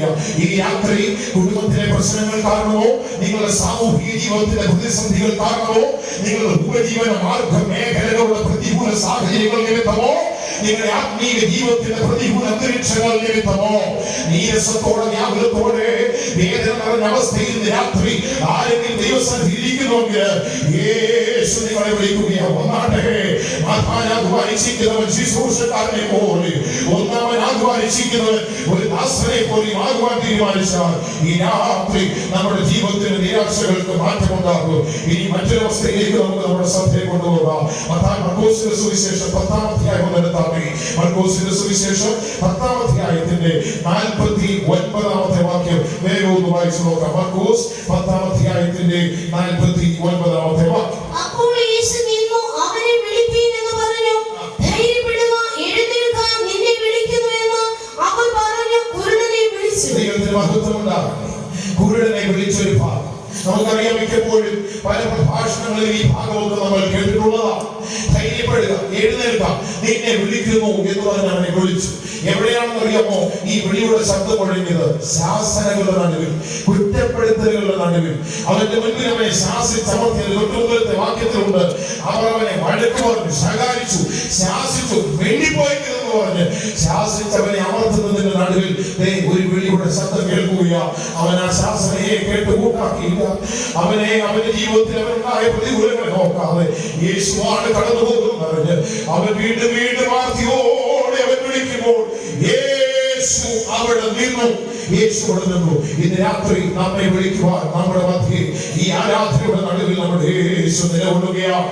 അവനവനെ വിളിച്ചു. എപ്പോഴാണ് വിളിച്ചത് ചോദിച്ചാൽ ശാസനകളുടെയും പ്രതികൂലങ്ങളുടെയും പ്രതിസന്ധികളുടെയും നടുവിൽ അവനെ വിളിച്ചു. ദൈവത്തിന്റെ സ്തോത്രം. ചില സന്ദർഭങ്ങളിൽ നമ്മുടെ മുൻപിൽ വാക്യം വായിച്ചാൽ അവനവനെ ശാസിക്കണം. പലരും അവനെ ശാസിച്ചിട്ടും ഒരാളൊന്നും അല്ലതേ, ഒത്തിരി പേര് വഴിയെ പോകുന്ന എല്ലാം കയറിയും ശാസിക്കുക. ദൈവത്തിന്റെ സ്തോത്രം. ചില സന്ദർഭങ്ങളിൽ ഇങ്ങനെയാണ് നമ്മുടെയൊക്കെ ജീവിതത്തിൽ വന്നതും പോയതും നിന്നതും എല്ലാം കൂടെ മണ്ടയിലോട്ട് അരച്ചത്. സങ്കീർത്തനത്തിൽ വാക്യം പറ്റി മനുഷ്യരെ അവന്റെ തലമേൽ കയറി ഓടിക്കുമാറാക്കി. ചില സന്ദർഭങ്ങളിൽ ഇതുപോലെ വരും. എല്ലാ വഴിക്കും ഓടി പ്രളയം പോലെ 4 വഴിക്കൂടെ തലയിൽ കയറുന്ന ആളുകൾ വരും. ഓർത്തു കൊള്ളണം, നമുക്ക് വേണ്ടി നിന്ന് നമ്മെ വിളിക്കുവാനുണ്ട്. ശാസനയുടെ നടുവിൽ, നിന്ദകളുടെ നടുവിൽ, പ്രതികൂലങ്ങളുടെ നടുവിൽ, കണ്ടു കാണാൻ വയ്യാത്ത കുരുടെന്ന ബന്ധിമായി തീവായുള്ളവനായ ബന്ധിമായി അവൻ വഴിയേറിയത് തെണ്ടലാണ്. അവന്റെ ജോലി, അവനൊരു ഭിക്ഷക്കാരനാണ്. അവൻ പ്രതീക്ഷയ്ക്ക് വകയില്ല. LIC അവൻ പണമടച്ചിട്ടില്ല. അവൻ ലൈഫ് ഇൻഷുറൻസ് പോളിസികളൊന്നുമില്ല. ഭാവിയെ കുറിച്ച് പ്രതീക്ഷയില്ല. പക്ഷേ ഇപ്പോൾ അവന് പ്രതീക്ഷ വന്നു. കാരണം യേശുവിൽ കൂടെ പോകുന്നു. ഇന്ന് രാത്രി പ്രതീക്ഷയറ്റ ജീവിതങ്ങളോടുകൂടെ പ്രതീക്ഷ നശിച്ചവരായി ഈ രാത്രി ആരെങ്കിലും ഈ ശബ്ദം കേൾക്കുന്നെങ്കിൽ മുൻപിൽ നിൽക്കുന്നവർ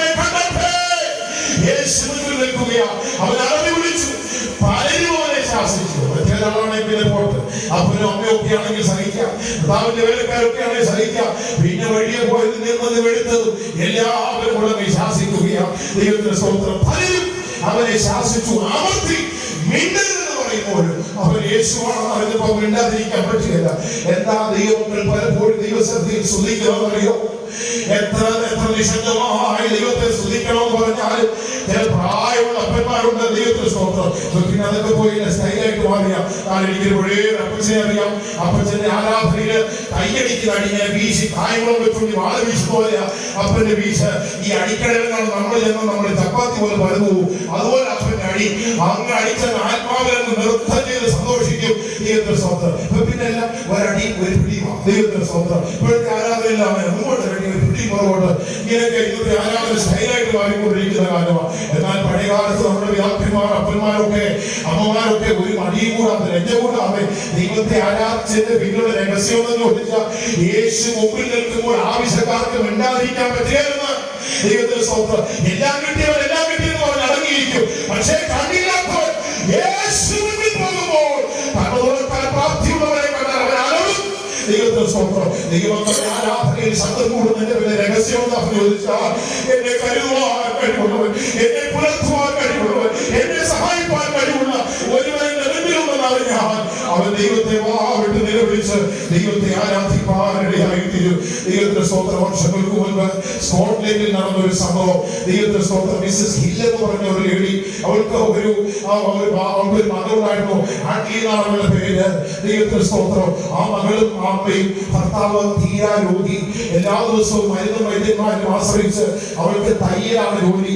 ആദ്യം ഇങ്ങനെ സൂചി നൂലുമായി കുത്തി തയ്ച്ച് കിട്ടിയ വരുമാനം കൊണ്ട് ഭർത്താവിന് മരുന്ന് വാങ്ങിച്ചു, മകളെ പഠിപ്പിച്ചു, മുന്നോട്ട് പോയി. കുറെ നാൾ കഴിഞ്ഞപ്പോൾ എവിടുന്നോ ബാങ്കിൽ നിന്ന് കുറെ പൈസ എടുത്തിട്ട് ഒരു കമ്പനിയിൽ നിന്ന് ഇൻസ്റ്റാൾമെന്റ് ആയിട്ട് ഒരു തയ്യൽ മെഷീൻ അവൾ വാങ്ങിയെടുത്ത തയ്യൽ മെഷീനിൽ നിറയെ തയ്യലുകൾ കിട്ടി.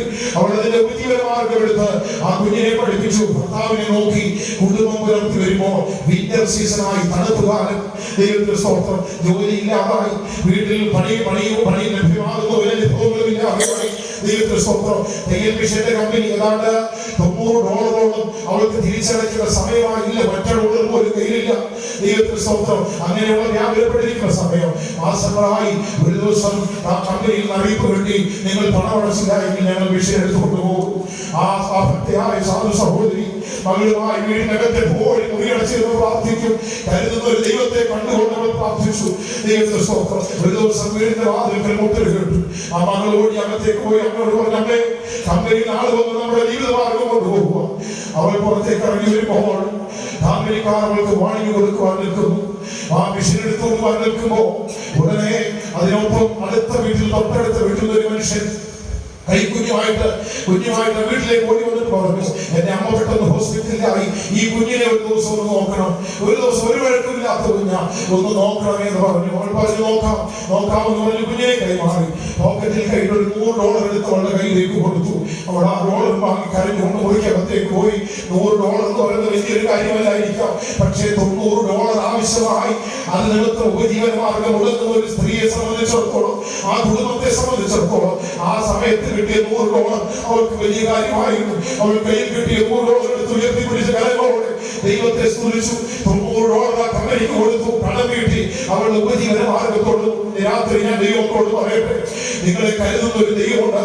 പ്രയാസങ്ങളുടെ നടുവിൽ, ഇല്ലായ്മകളുടെ നടുവിൽ, കഷ്ടതകളുടെ താഴ്വരയിൽ കൂടെ നിങ്ങൾ കടന്നു പോകുമ്പോൾ ആ സമയത്തവരായിത്തീരുന്ന സന്ദർഭത്തിൽ സഹായത്തിൽ ഒരു കരം പോലും നമ്മുടെ ചുറ്റിലും ഉയർന്നു വരാതെ നിൽക്കുമ്പോൾ നമ്മെ കരുതുന്ന, അതുകൊണ്ട് ദൈവജനങ്ങളിൽ വചനം പറയുന്നു, അതുകൊണ്ട് അവൻ നിങ്ങളെ തക്ക സമയത്ത് ഉയർത്തേണ്ടതിന് ദൈവത്തിന്റെ ബലമുള്ള കൈകീഴിൽ, ദൈവത്തിന്റെ ബലമുള്ള കൈകീഴിൽ. ബാക്കി ദൈവങ്ങൾക്ക് പറയാമോ?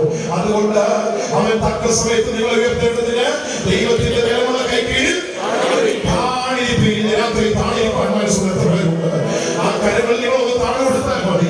നിങ്ങളെ ഉയർത്തിയെടുക്കുവാൻ ശക്തനാണ് ഞാൻ. നിങ്ങളെ എന്റെ ഉള്ള കരങ്ങളിൽ വരച്ചിരിക്കുന്നു, ആർക്കും പിടിച്ചു പറിക്കുവാൻ സാധ്യമല്ല. ദൈവത്തിന്റെ കരങ്ങളിൽ വഹിക്കപ്പെട്ട ദൈവസഭയെ, ദൈവത്തിന്റെ കരങ്ങളിൽ വഹിക്കപ്പെട്ട ദൈവഭക്തന്മാരെ, നിങ്ങളെ ഒന്ന് പറിച്ചെടുക്കുവാൻ ലോകത്തിന് സാധ്യമല്ലോ. യാത്ര വിശ്വസിക്കുന്ന ദൈവങ്ങൾ വിശ്വസിച്ചുകൊണ്ട് കരങ്ങളുയർത്തി ദൈവത്തിന് മഹത്വം കൊടുത്താണേ. ദൈവം എന്നെ കരുതുന്നവൻ എന്റെ ബുദ്ധിമുട്ടുകളുടെ സമയത്ത്, ശാസ്ത്രങ്ങളുടെ നടുവിൽ, പ്രതികൂലങ്ങളുടെ നടുവിൽ, ബുദ്ധിമുട്ടുകളുടെ നടുവിൽ നമ്മെ കരുതാൻ സഹായിക്കുന്ന ദൈവം. ദൈവത്തിന്റെ സ്തോത്രം. ഇനി മറ്റൊരു ഭാഗത്തേക്ക് നാം വരുമ്പോൾ യോഹന്നാന്റെ സുവിശേഷം എടുത്താട്ടെ.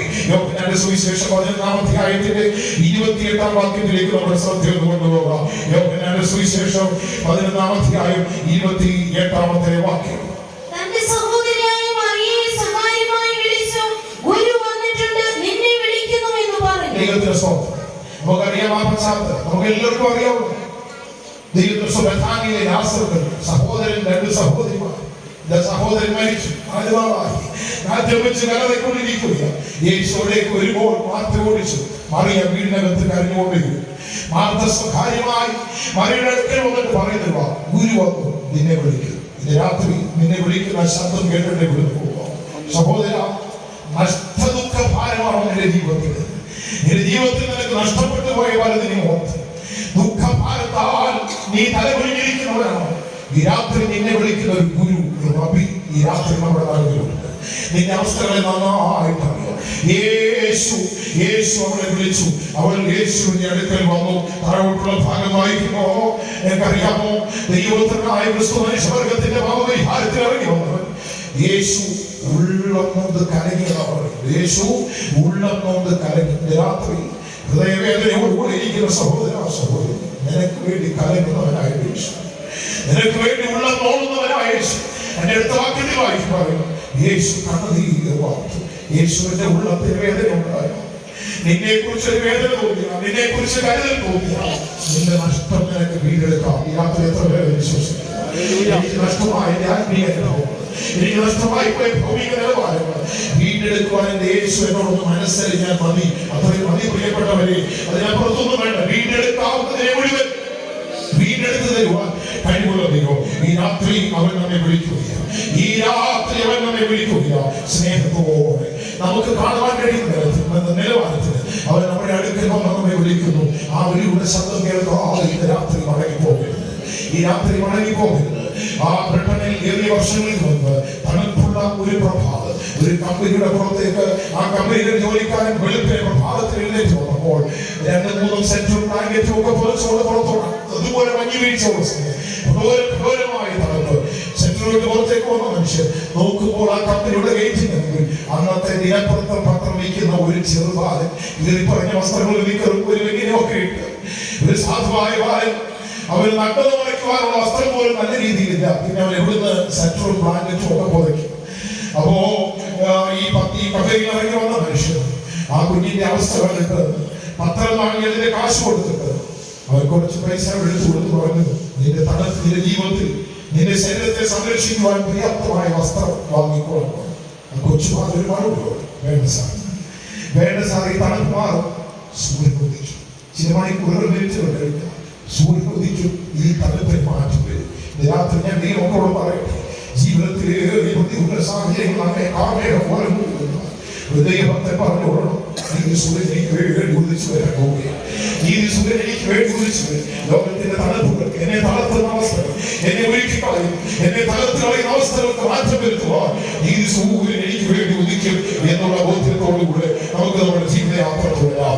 ഭൂരിഭാഗം നിന്നെ വിളിക്കുന്നു. ഈ രാത്രി നഷ്ടദുഃഖ ഭാരത്താ ദിവസത്തിരിക്കുന്ന സഹോദര, നിന്റെ ജീവിതത്തിൽ കഴിഞ്ഞ കാലങ്ങൾ നഷ്ടപ്പെട്ടു പോയത് ഈ വർഷത്തിന്റെ പ്രാരംഭത്തിൽ ദൈവം നമുക്ക് ഒരു വാഗ്ദാനത്തെ കൂടെ തരികയാണ്. ദൈവത്തിന്റെ സ്തോത്രം. വ്യക്തികളെയും തുള്ളലും തിരിഞ്ഞ സംവത്സരങ്ങൾ ഞാൻ നിനക്ക് മടക്കി തരാം. ഈ വർഷത്തിന്റെ ആരംഭത്തിൽ സ്വർഗത്തിലെ ദൈവം നമുക്ക് വാഗ്ദത്തം നൽകിയ ഞാനത് മടക്കി തരാം. ഗുരു വന്നിട്ടുണ്ട്, നിന്നെ വിളിക്കുന്നു. ആ വിളിയുടെ ശബ്ദം കേൾപ്പാൻ നിനക്ക് മനസ്സുണ്ടോ?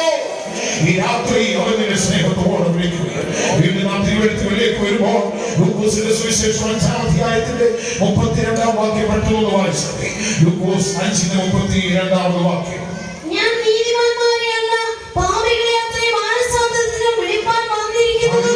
തിരുവഴുത്തിലൂടെ വായിച്ച പല അനുഭവങ്ങൾ മനുഷ്യ ജീവിതത്തെ അവരെ നൊമ്പരപ്പെടുത്തുന്നതും ഇന്നത്തെ സമകാലികമായ അവസ്ഥകളിൽ നാം നേരിടുന്നതുമായ പല പ്രശ്നങ്ങളുമാണ്. എന്നാൽ നിത്യതയെ സംബന്ധിക്കുന്ന വിഷയങ്ങളുമായി ദൈവത്തിന്റെ വിളിയുടെ ശബ്ദം നാം കേൾക്കുമ്പോൾ എന്താണ് ദൈവവചനം പറയുന്നത്? യേശു പറയുകയാണ്, ഞാൻ നീതിമാന്മാരെയല്ല പാപികളെ അത്രേ മാനസാന്തരത്തിലേക്ക് വിളിപ്പാൻ വന്നത്. ഈ രാത്രി നമ്മെ അവൻ വിളിക്കുന്ന വിളിയുടെ ആത്യന്തികമായ യാഥാർത്ഥ്യ ബോധം എന്ന് പറയുന്നത് ദൈവം നമ്മെ മാനസാന്തരത്തിന് വേണ്ടി വിളിക്കുകയാണ്.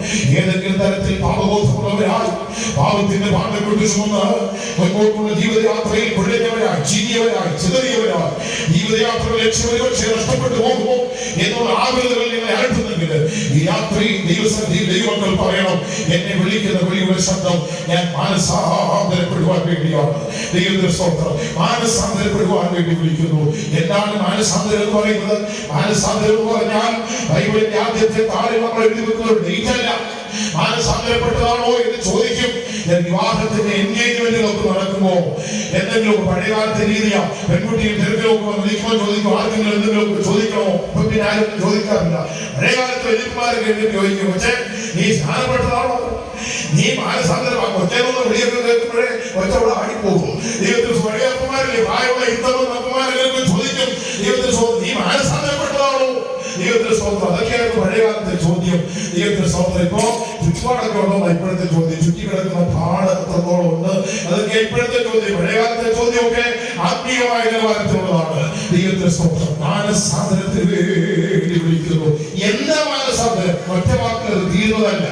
മാനസാന്തരം എന്ന് പറഞ്ഞാൽ ഒരു മനുഷ്യൻ സ്വന്തം പാപത്തെ ദൈവവിശുദ്ധിയുടെ മുൻപിൽ, ഒരു മനുഷ്യൻ സ്വന്തം പാപത്തെ ദൈവവിശുദ്ധിയുടെ വെളിച്ചത്തിൽ കാണുകയും പാപത്തിന് നേർക്ക് തന്റെ മനോഭാവത്തെ മാറ്റുകയും ചെയ്യുമ്പോൾ അവനൊരു ദുഃഖമുണ്ടാകും. ഞാൻ ചെയ്തുകൊണ്ടിരിക്കുന്ന പ്രവൃത്തി ഇന്ന് മുതൽ ചെയ്യണ്ടാൻ പോകുന്ന ഒരു വസ്ത്രമോ ഒരു വിഷമവും ഒരു വേദനയും ഒക്കെ ഉണ്ടാകും. ആ ദുഃഖമല്ല മാനസാന്തരം. ആ ദുഃഖം അതിന്റെ ഫലം, ദുഃഖം അതിന്റെ പ്രവൃത്തി ചെയ്യുമ്പോൾ ഉണ്ടാകുന്ന ഫലം, അതാണ് മാനസാന്തരം. ഒരു മനുഷ്യൻ സ്വന്തം പാപത്തെ ദൈവവിശുദ്ധിയുടെ വെളിച്ചത്തിൽ കാണുകയും സ്വന്തം പാപത്തോടുള്ള തന്റെ മനോഭാവത്തെ അവൻ മാറ്റുകയും ചെയ്യുന്നതിന്റെ ഫലമായി അവനുണ്ടാകുന്നു ദുഃഖത്തിന്റെ അനന്തര ഫലമാണ് മാനസാന്തരം. ദൈവത്തിന്റെ സ്തോത്രം. മാനസാന്തരപ്പെട്ടവരെല്ലാവരും ചേർന്ന് കരങ്ങൾ ഉയർത്തി അല്ലെങ്കിൽ പറയരുത്. പറയാൻ പറഞ്ഞാൽ ഇവിടെ എല്ലാവരും പറയുന്നത് എനിക്കറിയാം. പക്ഷേ യഥാർത്ഥമായ മാനസാന്തരം എന്ന് പറയുന്നത് ദൈവവിശുദ്ധിയുടെ വെളിച്ചത്തിൽ ഒരു മനുഷ്യൻ തന്റെ പാപത്തെ ഗ്രഹിക്കുക എന്നുള്ളതാണ്. ഞാൻ എന്റെ ജീവിതത്തിന്റെ പോരായ്മകൾ ദൈവവിശുദ്ധിയുടെ വെളിച്ചത്തിൽ കാണുമ്പോൾ എന്റെ പാപത്തോട് എന്റെ മനോഭാവത്തിന് മാറ്റം വരുത്തുമ്പോ, ഉദാഹരണം പറഞ്ഞാൽ ആ പ്രതിവാനമോ ഭഗവതിയോ തെറ്റായ ജീവിത ശൈലികളുള്ള ഒരു മനുഷ്യനോട് ദൈവത്തിന്റെ സ്വന്തം അത് ചെയ്യരുതെന്ന് പറയുമ്പോൾ അവൻ ചെയ്യാതിരിക്കാൻ ശ്രമിക്കും. അതിന്റെ ദോഷങ്ങളെ മനസ്സിലാക്കി ചെയ്യാതിരിക്കാൻ ശ്രമിക്കുമ്പോൾ ദൈവത്തിന്റെ സ്വന്തം അവന്റെ ഉള്ളിൽ ഒരു വിഷമം ഉണ്ടാകും. ആ സമയമാകുമ്പോ, ഞാൻ ഒരു 6 മണിയാകുമ്പോ, സന്ധ്യയ്ക്ക് 6:15 അവന് ഒരു വിഷമമൊക്കെ ഉണ്ടാകും. ഒരു ദുഃഖം, ദൈവഹിത പ്രകാരമുള്ള ദുഃഖം, അനുതാപം വരാത്ത മാനസാന്തരത്തെ രക്ഷയ്ക്കായി ഉളവാക്കുന്നു ദൈവവചനം പറയുന്നു. ഒരു പാപി ദൈവവിശുദ്ധിയുടെ മുമ്പിൽ അവന്റെ പാപത്തെ കാണുകയും പാപത്തോടുള്ള തന്റെ മനോഭാവത്തെ മാറ്റുകയും ചെയ്യുമ്പോൾ അവനുണ്ടാകുന്ന ദുഃഖത്തിന്റെ അനന്തര ഫലമാണ് മാനസാന്തരം. യേശു ആരെ വിളിപ്പാനാണ് വന്നത്? നീതിമാന്മാരെയല്ല, പാപികളെ മാനസാന്തരത്തിലേക്ക് വിളിപ്പാൻ വന്നത്. അവൻ ഇന്നും വിളിക്കുകയാണ്. സൂര്യന്റെ ഉദയം മുതൽ അസ്തമയം വരെ അവൻ ഭൂമിയെ വിളിക്കുന്നു. സർവഭൂഷികമായുള്ളവരെ, നിങ്ങളെല്ലാവരും എങ്ങനെയൊക്കെ തിരിഞ്ഞ് രക്ഷപ്പെട്ടുകൊണ്ടിരുന്നുള്ള ആ വിളിയുടെ ആഹ്വാനത്തിന്റെ ശബ്ദം, ആ യൂണിവേഴ്സൽ കോളിംഗ്, സാർവലൗകികമായ വിളിയുടെ ഉദ്ദേശം ഒരു മനുഷ്യൻ മാനസാന്തരപ്പെടണം എന്ന് ദൈവവചനം വ്യക്തമായിട്ട് ഓർമ്മിക്കുകയാണ്. 55-ാം അധ്യായത്തിന്റെ 6-7 വാക്യങ്ങൾ നാം വായിച്ചു നോക്കുമ്പോൾ അവരുടെ ദൈവവചനം ഇങ്ങനെ നമ്മെ ഓർപ്പിക്കുന്നു. വായിച്ചാട്ടെ, എന്താണ് മാനസാന്തരം? ആ വാക്യങ്ങൾ വായിക്കുമ്പോൾ ഒന്നും കൂടെ നമുക്ക് മനസ്സിലാകും. വായിക്കാം.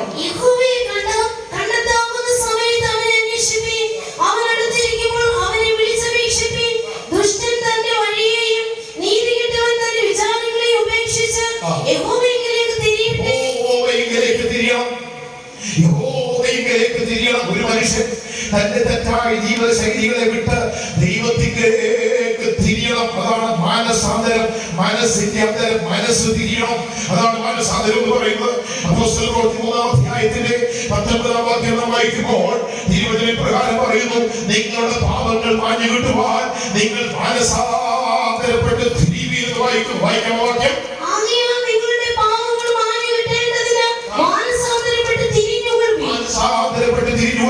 മാനസാന്തരം എന്ന് പറയുന്നത് ഒരു തിരിവാണ്. ദൈവത്തിന്റെ സ്തോത്രം. തിരിയുക, ഒന്ന് തിരിഞ്ഞു മാറുക. ദൈവത്തിന്റെ സ്തോത്രം. പഴയകാലത്ത് സ്കൂളിലൊക്കെ പഠിക്കുമ്പോൾ, ചെറിയ ക്ലാസ്സിലൊക്കെ പഠിക്കുമ്പോൾ മാസ്റ്റേഴ്സ് ക്ലാസ്സിലൊക്കെ വന്നിട്ട് പിള്ളേരെ ഇങ്ങനെ എഴുന്നേൽപ്പിക്കും. ഇരുത്തും, sit down, stand up, sit down, stand up, right hand, left hand, about hand എന്നൊക്കെ പറഞ്ഞ് പിള്ളേരെ ചടവോന്നിട്ട് തിരിക്കാറുണ്ട്. മുമ്പോട്ട് നിൽക്കുന്നവരുടെ അബൌട്ട് ഹാൻഡ് എന്ന് പറഞ്ഞാൽ നേരെ പുറകോട്ട് തിരിഞ്ഞു കൊള്ളണം എന്ന് പറഞ്ഞതുപോലെയാണ് മാനസാന്തരം എന്ന് പറഞ്ഞാൽ ഒരു ദുഷ്ടൻ അല്ലെങ്കിൽ ഭാവിയായ ഒരു മനുഷ്യൻ അവന്റെ പാപത്തിന്റെ അവസ്ഥ കണ്ടറിഞ്ഞ് ദൈവത്തിലേക്ക് തിരികെ ഇന്നലെ വരെ ചെയ്തു പോയ ജീവിതാനുഭവങ്ങളിൽ നിന്ന് എൻറ്റയർലി ഡിഫറന്റ് ആയി ദൈവത്തിലേക്ക് ദൈവമുഖത്തേക്ക് അവൻ തിരിയുന്ന അവസ്ഥയാണ് മാനസാന്തരം എന്ന് പറയുന്നത്. ദൈവജനത്തിൽ നാം ഇങ്ങനെ വായിച്ചു, നിങ്ങളുടെ പാപങ്ങൾ മാഞ്ഞു കിട്ടേണ്ടതിന് നിങ്ങൾ മാനസാന്തരപ്പെട്ട് തിരിയണം. അപ്പോൾ ഒരു ചോദ്യം, മാനസാന്തരപ്പെട്ടെങ്കിലേ സ്വർഗത്തിൽ പോകുന്നുള്ളൂ? പലരും ചോദിക്കുന്നത് മാനസാന്തരപ്പെട്ടെങ്കിലേ സ്വർഗത്തിൽ പോകുന്നുള്ളൂ. ഇതുവരെ പറഞ്ഞത് വലിയ കുഴപ്പമില്ലായിരുന്നു, പക്ഷെ മാനസാന്തര സ്നാനമൊക്കെ പറയുമ്പോൾ അവിടെ ചെറിയൊരു ഉടക്കുണ്ടെന്നാണ് പറയുന്നത്. മാനസാന്തരപ്പെട്ടെങ്കിലേ സ്വർഗത്തിൽ പോവുകയുള്ളൂ. എന്തിനാ മാനസാന്തരപ്പെടുന്നത്? വായിക്കാം മർക്കോസിന്റെ സുവിശേഷം 1-ാം അധ്യായം 15-ാം വാക്യം വായിക്കുമ്പോൾ, യേശു ലോകത്തിൽ വന്ന് ലോകത്തോട് വിളിച്ച് ദൈവരാജ്യത്തിന്റെ സന്ദേശം പറഞ്ഞപ്പോൾ പറഞ്ഞു മാനസാന്തരപ്പെടാൻ. വായിച്ചു, എന്തിനാ മാനസാന്തരം? കാലം തികഞ്ഞു, ദൈവരാജ്യം സമീപിച്ചിരിക്കുകൊണ്ട് മാനസാന്തരപ്പെട്ട് സുവിശേഷം മാനസാന്തരപ്പെടുന്നത്. എന്തിനാ മാനസാന്തരപ്പെടുന്നത് ചോദിച്ചാൽ ദൈവരാജ്യം സമീപമാകുന്നു.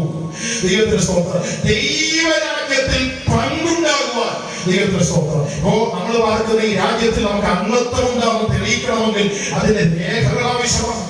ആ രേഖകൾ കൊണ്ട് ഗവൺമെന്റിന് മുമ്പിൽ സബ്മിറ്റ് ചെയ്തെങ്കിൽ മാത്രമേ നമുക്കത് തെളിയിച്ച് കാണിക്കുവാൻ കഴിയുള്ളൂ. ഇതുപോലെ ഈ ലോകം വിട്ട് ഒരു മനുഷ്യൻ മോക്ഷത്തിലേക്ക് പോകുമെന്ന് സർവ്വമതങ്ങൾ ഒരുപോലെ പഠിപ്പിക്കുമ്പോൾ ആ മോക്ഷം പ്രാപിക്കുവാൻ തിരുവചനം പറയുന്നു ദൈവരാജ്യം സമീപിച്ചിരിക്കാൻ മാനസാന്തരപ്പെടണം. അതുകൊണ്ടാണ് മാനസാന്തരപ്പെടാൻ പറയുന്നത്. തിരുവചനത്തിന്റെ അടിസ്ഥാനത്തിൽ പെന്തക്കോസ്ത് പ്രദേശങ്ങളിൽ സുവിശേഷ യോഗങ്ങളിൽ ഒരു മനുഷ്യൻ മാനസാന്തരപ്പെടുവാൻ പറയുന്നതിന്റെ ബേസിക് റീസൺ എന്താണെന്ന് ചോദിച്ചാൽ ദൈവരാജ്യവുമായിട്ടുള്ള ബന്ധത്തിലാണ്. ദൈവത്തിന്റെ സ്തോത്രം. അപ്പോൾ ചോദിക്കും, മാനസാന്തരപ്പെട്ടില്ല നിങ്ങൾ എന്തോ ചെയ്യും? അതിന് മറുപടി ദൈവജനത്തിൽ പറയുന്നുണ്ട്. ലൂക്കോസിന്റെ സുവിശേഷം 13-ാം അധ്യായം 3-ാം വാക്യം പെട്ടെന്ന് വായിച്ചു. ലൂക്കോസ് 13-ാം അധ്യായത്തിന്റെ 3-ാമത് വാക്യം. നിങ്ങൾ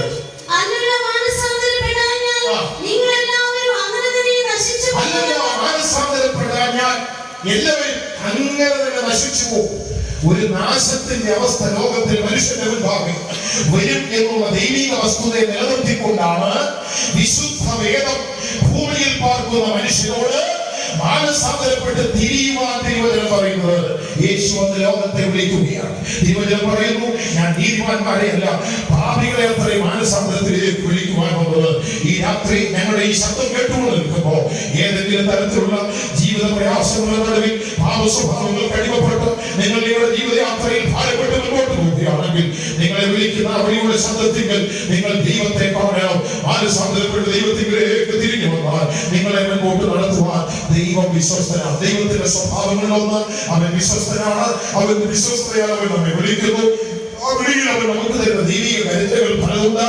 അതിന്റെ ഒരു ഭാഗമാണ് മാനസാന്തരപ്പെടുവാൻ ദൈവം നമ്മെ വിളിക്കുകയാണ്. പ്രിയപ്പെട്ട ദൈവമക്കളെ, ദൈവത്താൽ വിളിക്കപ്പെട്ടവരാണോ നിങ്ങൾ യാത്ര മുന്നോട്ട് തുടർന്നുകൊള്ളുകയും ജീവിതത്തിൽ നിങ്ങളുടെ ബലഹീനതകളോ ബുദ്ധിമുട്ടുകളോ ഭാരങ്ങളോ ഉണ്ട് യാത്രയെ ഇടയിൽ നിർത്തണ്ട. ഒരിക്കൽ ദൈവം മോശയെ വിളിക്കുന്നു. വലിയ ദൗത്യത്തിനായി 120 വർഷം പാർത്ത മോശ 340 കണക്കുകളുമായി ഭൂമിയിൽ ജീവിച്ചു. ആദ്യത്തെ 40 വർഷം മിസ്രയീമിലെ കൊട്ടാരത്തിലും അടുത്ത 40 വർഷം ഇസ്രായേലിന്റെ ആളുകളെ മേയിച്ചുകൊണ്ട് മരുഭൂമിയിലും അടുത്ത 40 വർഷം ദൈവത്തിന്റെ ജനവുമായി വീണ്ടും മരുഭൂമിയിൽ കൂടെ കനാനിലേക്കുള്ള യാത്രയിൽ. ആ യാത്ര തുടങ്ങുന്നതിന് മുൻപ് കത്തുന്ന മുൾപടർപ്പിന്റെ നടുവിൽ നിന്ന് മോശയെ വിളിക്കുന്ന ഒരു ദൈവത്തെ നമുക്ക് കാണാം. മോശയെ വിളിച്ച് ദൗത്യമേൽപ്പിക്കുമ്പോൾ മോശ പറയുകയാണ്, ഞാൻ വിഘ്നനാണ്, ഞാൻ തടിച്ച നാവുള്ളവനാണ്, എനിക്ക് ഫിസിക്കൽ ക്വാളിഫിക്കേഷൻ ഒന്നും തന്നെയില്ല. ദൈവത്തിന്റെ സ്തോത്രം. എനിക്ക് സംസാരിക്കാൻ ആവില്ല, പ്രവർത്തിക്കാൻ ഉപകരണമില്ല എന്ന് പറയുമ്പോ ദൈവം മോശയെ വിളിച്ചിട്ട് പറഞ്ഞു, നിനക്ക് നാവായി ഞാൻ ഒരുവരെ കൂടെ അയക്കാം, നിന്റെ കയ്യിൽ നിൽക്കുന്ന വഴി നിന്റെ ഉപകരണമായി ഞാൻ തരാം. ഇന്ന് രാത്രി ദൈവം നമുക്ക് വാഗ്ദത്തത്തിന്റെ വഴിയും നമ്മെ സഹായിക്കുവാൻ പ്രാർത്ഥിച്ച് നമ്മെ കരുതുവാൻ സഹായിക്കാൻ ഉള്ളവരെയും ചേർത്ത് നടത്തി നമ്മെ മുന്നോട്ട് നയിക്കുകയാണ്. ഞാൻ എന്റെ വാക്കുകളെ ചുരുക്കുവാൻ ആഗ്രഹിക്കുന്നു. ഈ രാത്രി നമുക്ക് നമ്മുടെ ചിന്ത ദൈവസന്നിധിയിൽ ദൈവവചനത്തിലൂടെ ദൈവത്തിലേക്ക് ഒന്ന് കൊണ്ടുപോകാം. ആ വിളി ഇന്ന് രാത്രി എന്നെ തേടിക്കൊണ്ടിട്ടുണ്ടോ? ആ വിളിയുടെ ശബ്ദം നിങ്ങൾക്ക് ഗ്രഹിക്കാൻ കഴിയുന്നുണ്ടോ? അവൻ നിങ്ങളെ വിളിക്കുകയാണ്, സ്നേഹത്തോടെ വിളിക്കുകയാണ്. ജീവിതത്തിന്റെ പ്രയാസങ്ങളുടെയും ദുർഘടങ്ങളുടെയും നടുവിൽ, ആശയത്തിലോ പ്രതികൂലങ്ങളുടെ നടുവിൽ ഭാരപ്പെട്ടവരുമായി നിങ്ങൾ ജീവിക്കുന്നെങ്കിൽ, മുൻപോട്ട് എങ്ങനെ പോകണമെന്ന് നിങ്ങൾക്ക് അറിയാതെ ഉള്ള അവസ്ഥയിലാണ് പോകുന്നതെങ്കിൽ, സംസാരിക്കാൻ ആഗ്രഹങ്ങളെ നാവായിട്ട് കൊടുത്ത ദൈവം ഇന്ന് രാത്രി നിങ്ങൾ പോകുന്ന സ്ഥലത്ത്, നിങ്ങൾ സംസാരിക്കേണ്ടടുത്ത് നിങ്ങൾക്ക് പകരം വാക്കുകളായി ദൈവം തന്റെ ദൂതന്മാരെ അയച്ച് നിങ്ങളെ സഹായിക്കും. മാത്രമല്ല മോശയുടെ കയ്യിൽ വടിയുണ്ടായിരുന്നു. ആദ്യം അവന്റെ കയ്യിലെ വടി അവൻ താഴെ ചിലപ്പോൾ ദൈവത്തിന്റെ വഴിയായി ഇന്ന് രാത്രി വാഗ്ദത്തങ്ങളുടെയും അധികാരത്തിന്റെയും വഴിയോടുകൂടെ നിങ്ങളെ കരുതുവാൻ ദൂതന്മാരെ കൂടെ അയച്ച് മുൻപോട്ട് ദൈവം അയക്കുവാൻ ആഗ്രഹിക്കുകയാണ്. ആ വഴിയിൽ നിങ്ങൾക്ക് വേണ്ട എല്ലാ കരുതലുകളും ഉണ്ട്. ഈ രാത്രി നമുക്ക് വിശ്വസിക്കാം. എന്റെ ദൈവം എന്നെ വിളിച്ചിട്ടുണ്ടെങ്കിൽ ആ വിളിക്ക് വ്യക്തമായ ഉദ്ദേശമുണ്ട്. അവൻ എന്നെ മുൻപോട്ട് നടത്തും. കണ്ണുകളെ അടച്ച് ഒരു നിമിഷം നമുക്ക് മുഴങ്കാലുകളെ മടക്കാം. മുഴങ്കാൽ മേൽപ്പാൻ കഴിവുള്ള എല്ലാവരും ഒരു അല്പസമയം മുഴങ്കാലുകൾ മേലിരുന്നാട്ട് കസാരകളിൽ ഇരിക്കുന്ന ദൈവമക്കൾ ഇരിക്കുന്നിടത്ത് അല്പസമയം ഏകാഗ്രതയോടെ ആയിരുന്നാട്ട് ദൈവത്തിന്റെ ആ കരുതലിനെ ഈ രാത്രി നമുക്ക് അനുഭവിച്ച ദൈവസന്നിധിയിലായിരിക്കാം. ജീവിതത്തിൽ പ്രതികൂലങ്ങൾ വരും. മോർദേഖായിക്കുണ്ടായതുപോലെ ദുർഫലങ്ങൾ ജീവിതത്തിൽ വന്നേക്കാം. നിന്നെ കരുതുന്ന ഒരു ദൈവത്തെ നീ അറിഞ്ഞു വേണം കൊണ്ടുപോകുക. നാലുപാട് പ്രതികൂലങ്ങളായിരിക്കാം. ആ വർദ്ധിമായെ പോലെ ശാസ്ത്രയുടെയും നിന്നയുടെയും നടുവിൽ നിന്നെ പുരിയാടുവാൻ അവസരമില്ലാതിരിക്കുമ്പോഴും നിന്റെ അടുക്കൽ നിന്നെ വിളിക്കുന്ന നിന്റെ രക്ഷകനെ നീ കാണുവാനിടയാകുമെങ്കിൽ ജീവിതത്തിൽ സമാധാനം ഉണ്ടാകും. ഈ രാത്രി എന്റെ ദൈവം എനിക്കൊരു നന്മ ചെയ്യുമെന്ന് വിശ്വസിക്കുന്ന എത്ര പേരുണ്ട്? തിന്മയെ നന്മയാക്കുവാൻ എന്റെ ദൈവത്തിന് ഇന്ന് നാളെയല്ല ഇന്ന് രാത്രി അതിന് കഴിയുമെന്ന് വിശ്വസിക്കുക. ഹൃദയത്തിൽ അത് പരിപൂർണമായിട്ട് വിശ്വസിക്കാതെ എന്റെ ദൈവം വിശ്വസ്തനാണെങ്കിൽ അത് ചെയ്യുമെന്ന് നിങ്ങൾ ഏറ്റുപറഞ്ഞുകൊള്ളുന്നാണ്. ഇന്ന് രാത്രി ആ വിശ്വാസത്തിന്റെ ഏറ്റുപറച്ചിലുകൾ നമ്മുടെ മധ്യത്തിൽ മുഴങ്ങി കേൾക്കണം. ആരും അശ്രദ്ധരായിരിക്കരുത്. എന്ത് പ്രശ്നമായി കൊള്ളട്ടെ, കർത്താവിന്റെ വേലക്കാരോ ദൈവമക്കളോ, നിങ്ങൾ നേരിടുന്ന പ്രതിസന്ധികളുടെ നടുവിൽ നിങ്ങളെ അലട്ടുന്ന വിഷയങ്ങൾ എത്ര ഭീകരമായിരുന്നോട്ടെ ഒന്നും നിങ്ങൾ പറ, എന്നെ വിളിച്ചവൻ എന്നോട് കൂടെയുണ്ട്. അവൻ എന്നെ ഏകനായി വിട്ടുകളയുകയില്ല. ഭൂമിയെ ഒറ്റയ്ക്കാക്കിയിട്ട് അവൻ പോകുന്നവനെ നിങ്ങളുടെ നാളുകൊണ്ട് ഉരുവിട്ടാട്ടെ. എന്റെ ദൈവം എന്നെ വിളിച്ചതെങ്കിൽ ഏത് പരിശോധനയുടെ നടുവിൽ എന്നെ കൈവിടാതെ നടത്തുവാൻ ദൈവം ശക്തനെന്ന് ഹൃദയത്തിൽ വിശ്വസിക്കാൻ കഴിയുന്ന ദൈവമക്കൾ അവർ ദൂരമായിരിക്കുകയില്ല. ശാസ്ത്രയുടെ നടുവിൽ കൃത്യമായി നാളടങ്ങിയില്ല. മുൻപിൽ നിൽക്കുന്നവൻ യേശുവാണെന്ന് അറിഞ്ഞു മാത്രമുണ്ടെങ്കിൽ അവൻ അലറി വിളിക്കാൻ തുടങ്ങി. എന്നെ സഹായിക്കണമേ എന്ന് വിളിച്ചു. യേശുവോട് നിന്നു. ഇന്ന് രാത്രി നിന്നെ സഹായിക്കുന്ന നിന്റെ ഗുരു നിന്റെ അടുക്കലോ നിന്നെ വിളിക്കുകയാണ്. അവനോട് ശബ്ദം ഒന്ന് കേൾക്കാമോ? കാതുകളെ തുറന്ന് കേട്ടാട്ട് നിന്റെ അവസ്ഥയാകെ നിന്നെ സഹായിക്കുന്ന നല്ല ദൈവം, വിശ്വസിക്കുന്ന ദൈവം പ്രാർത്ഥിച്ചു തുടങ്ങിയാട്ടെ. ഈ ഇപ്പോൾ മൗനമായി ദൈവം ധരിക്കുകയല്ല. പ്രാർത്ഥിച്ച ദൈവസന്നിധി ആരംഭിച്ചാട്ടെ. ദൈവത്തിന്റെ ആത്മാവ് നമ്മുടെ മധ്യമുണ്ട്. ഈ മീറ്റിംഗിന്റെ ആരംഭത്തിൽ പരിശുദ്ധാത്മാവ് നമ്മുടെ മധ്യ കേൾക്കുകയായിരുന്നു.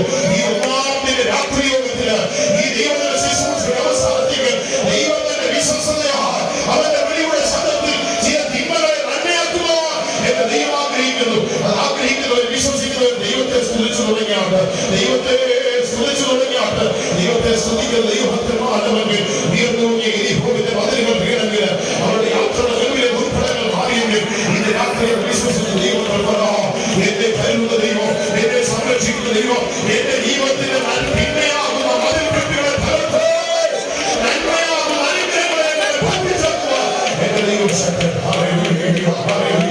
ദൈവങ്ങൾ ചേർന്ന് പ്രാർത്ഥിച്ചു തുടങ്ങിയാട്ടെ. അവരുടെ നാട്ടിലേക്കാണ് അല്പസമയം അധരങ്ങളെ കൊണ്ട് ദൈവത്തെ ശ്രമിച്ചാണ്. എന്റെ ദൈവം അത് ചെയ്യുമെന്ന് നിങ്ങൾ പറഞ്ഞാണ്. ഞാൻ വിളിക്കപ്പെട്ടവരാണ്. എന്റെ ദൈവം എനിക്ക് വേണ്ടി അത് ചെയ്യും.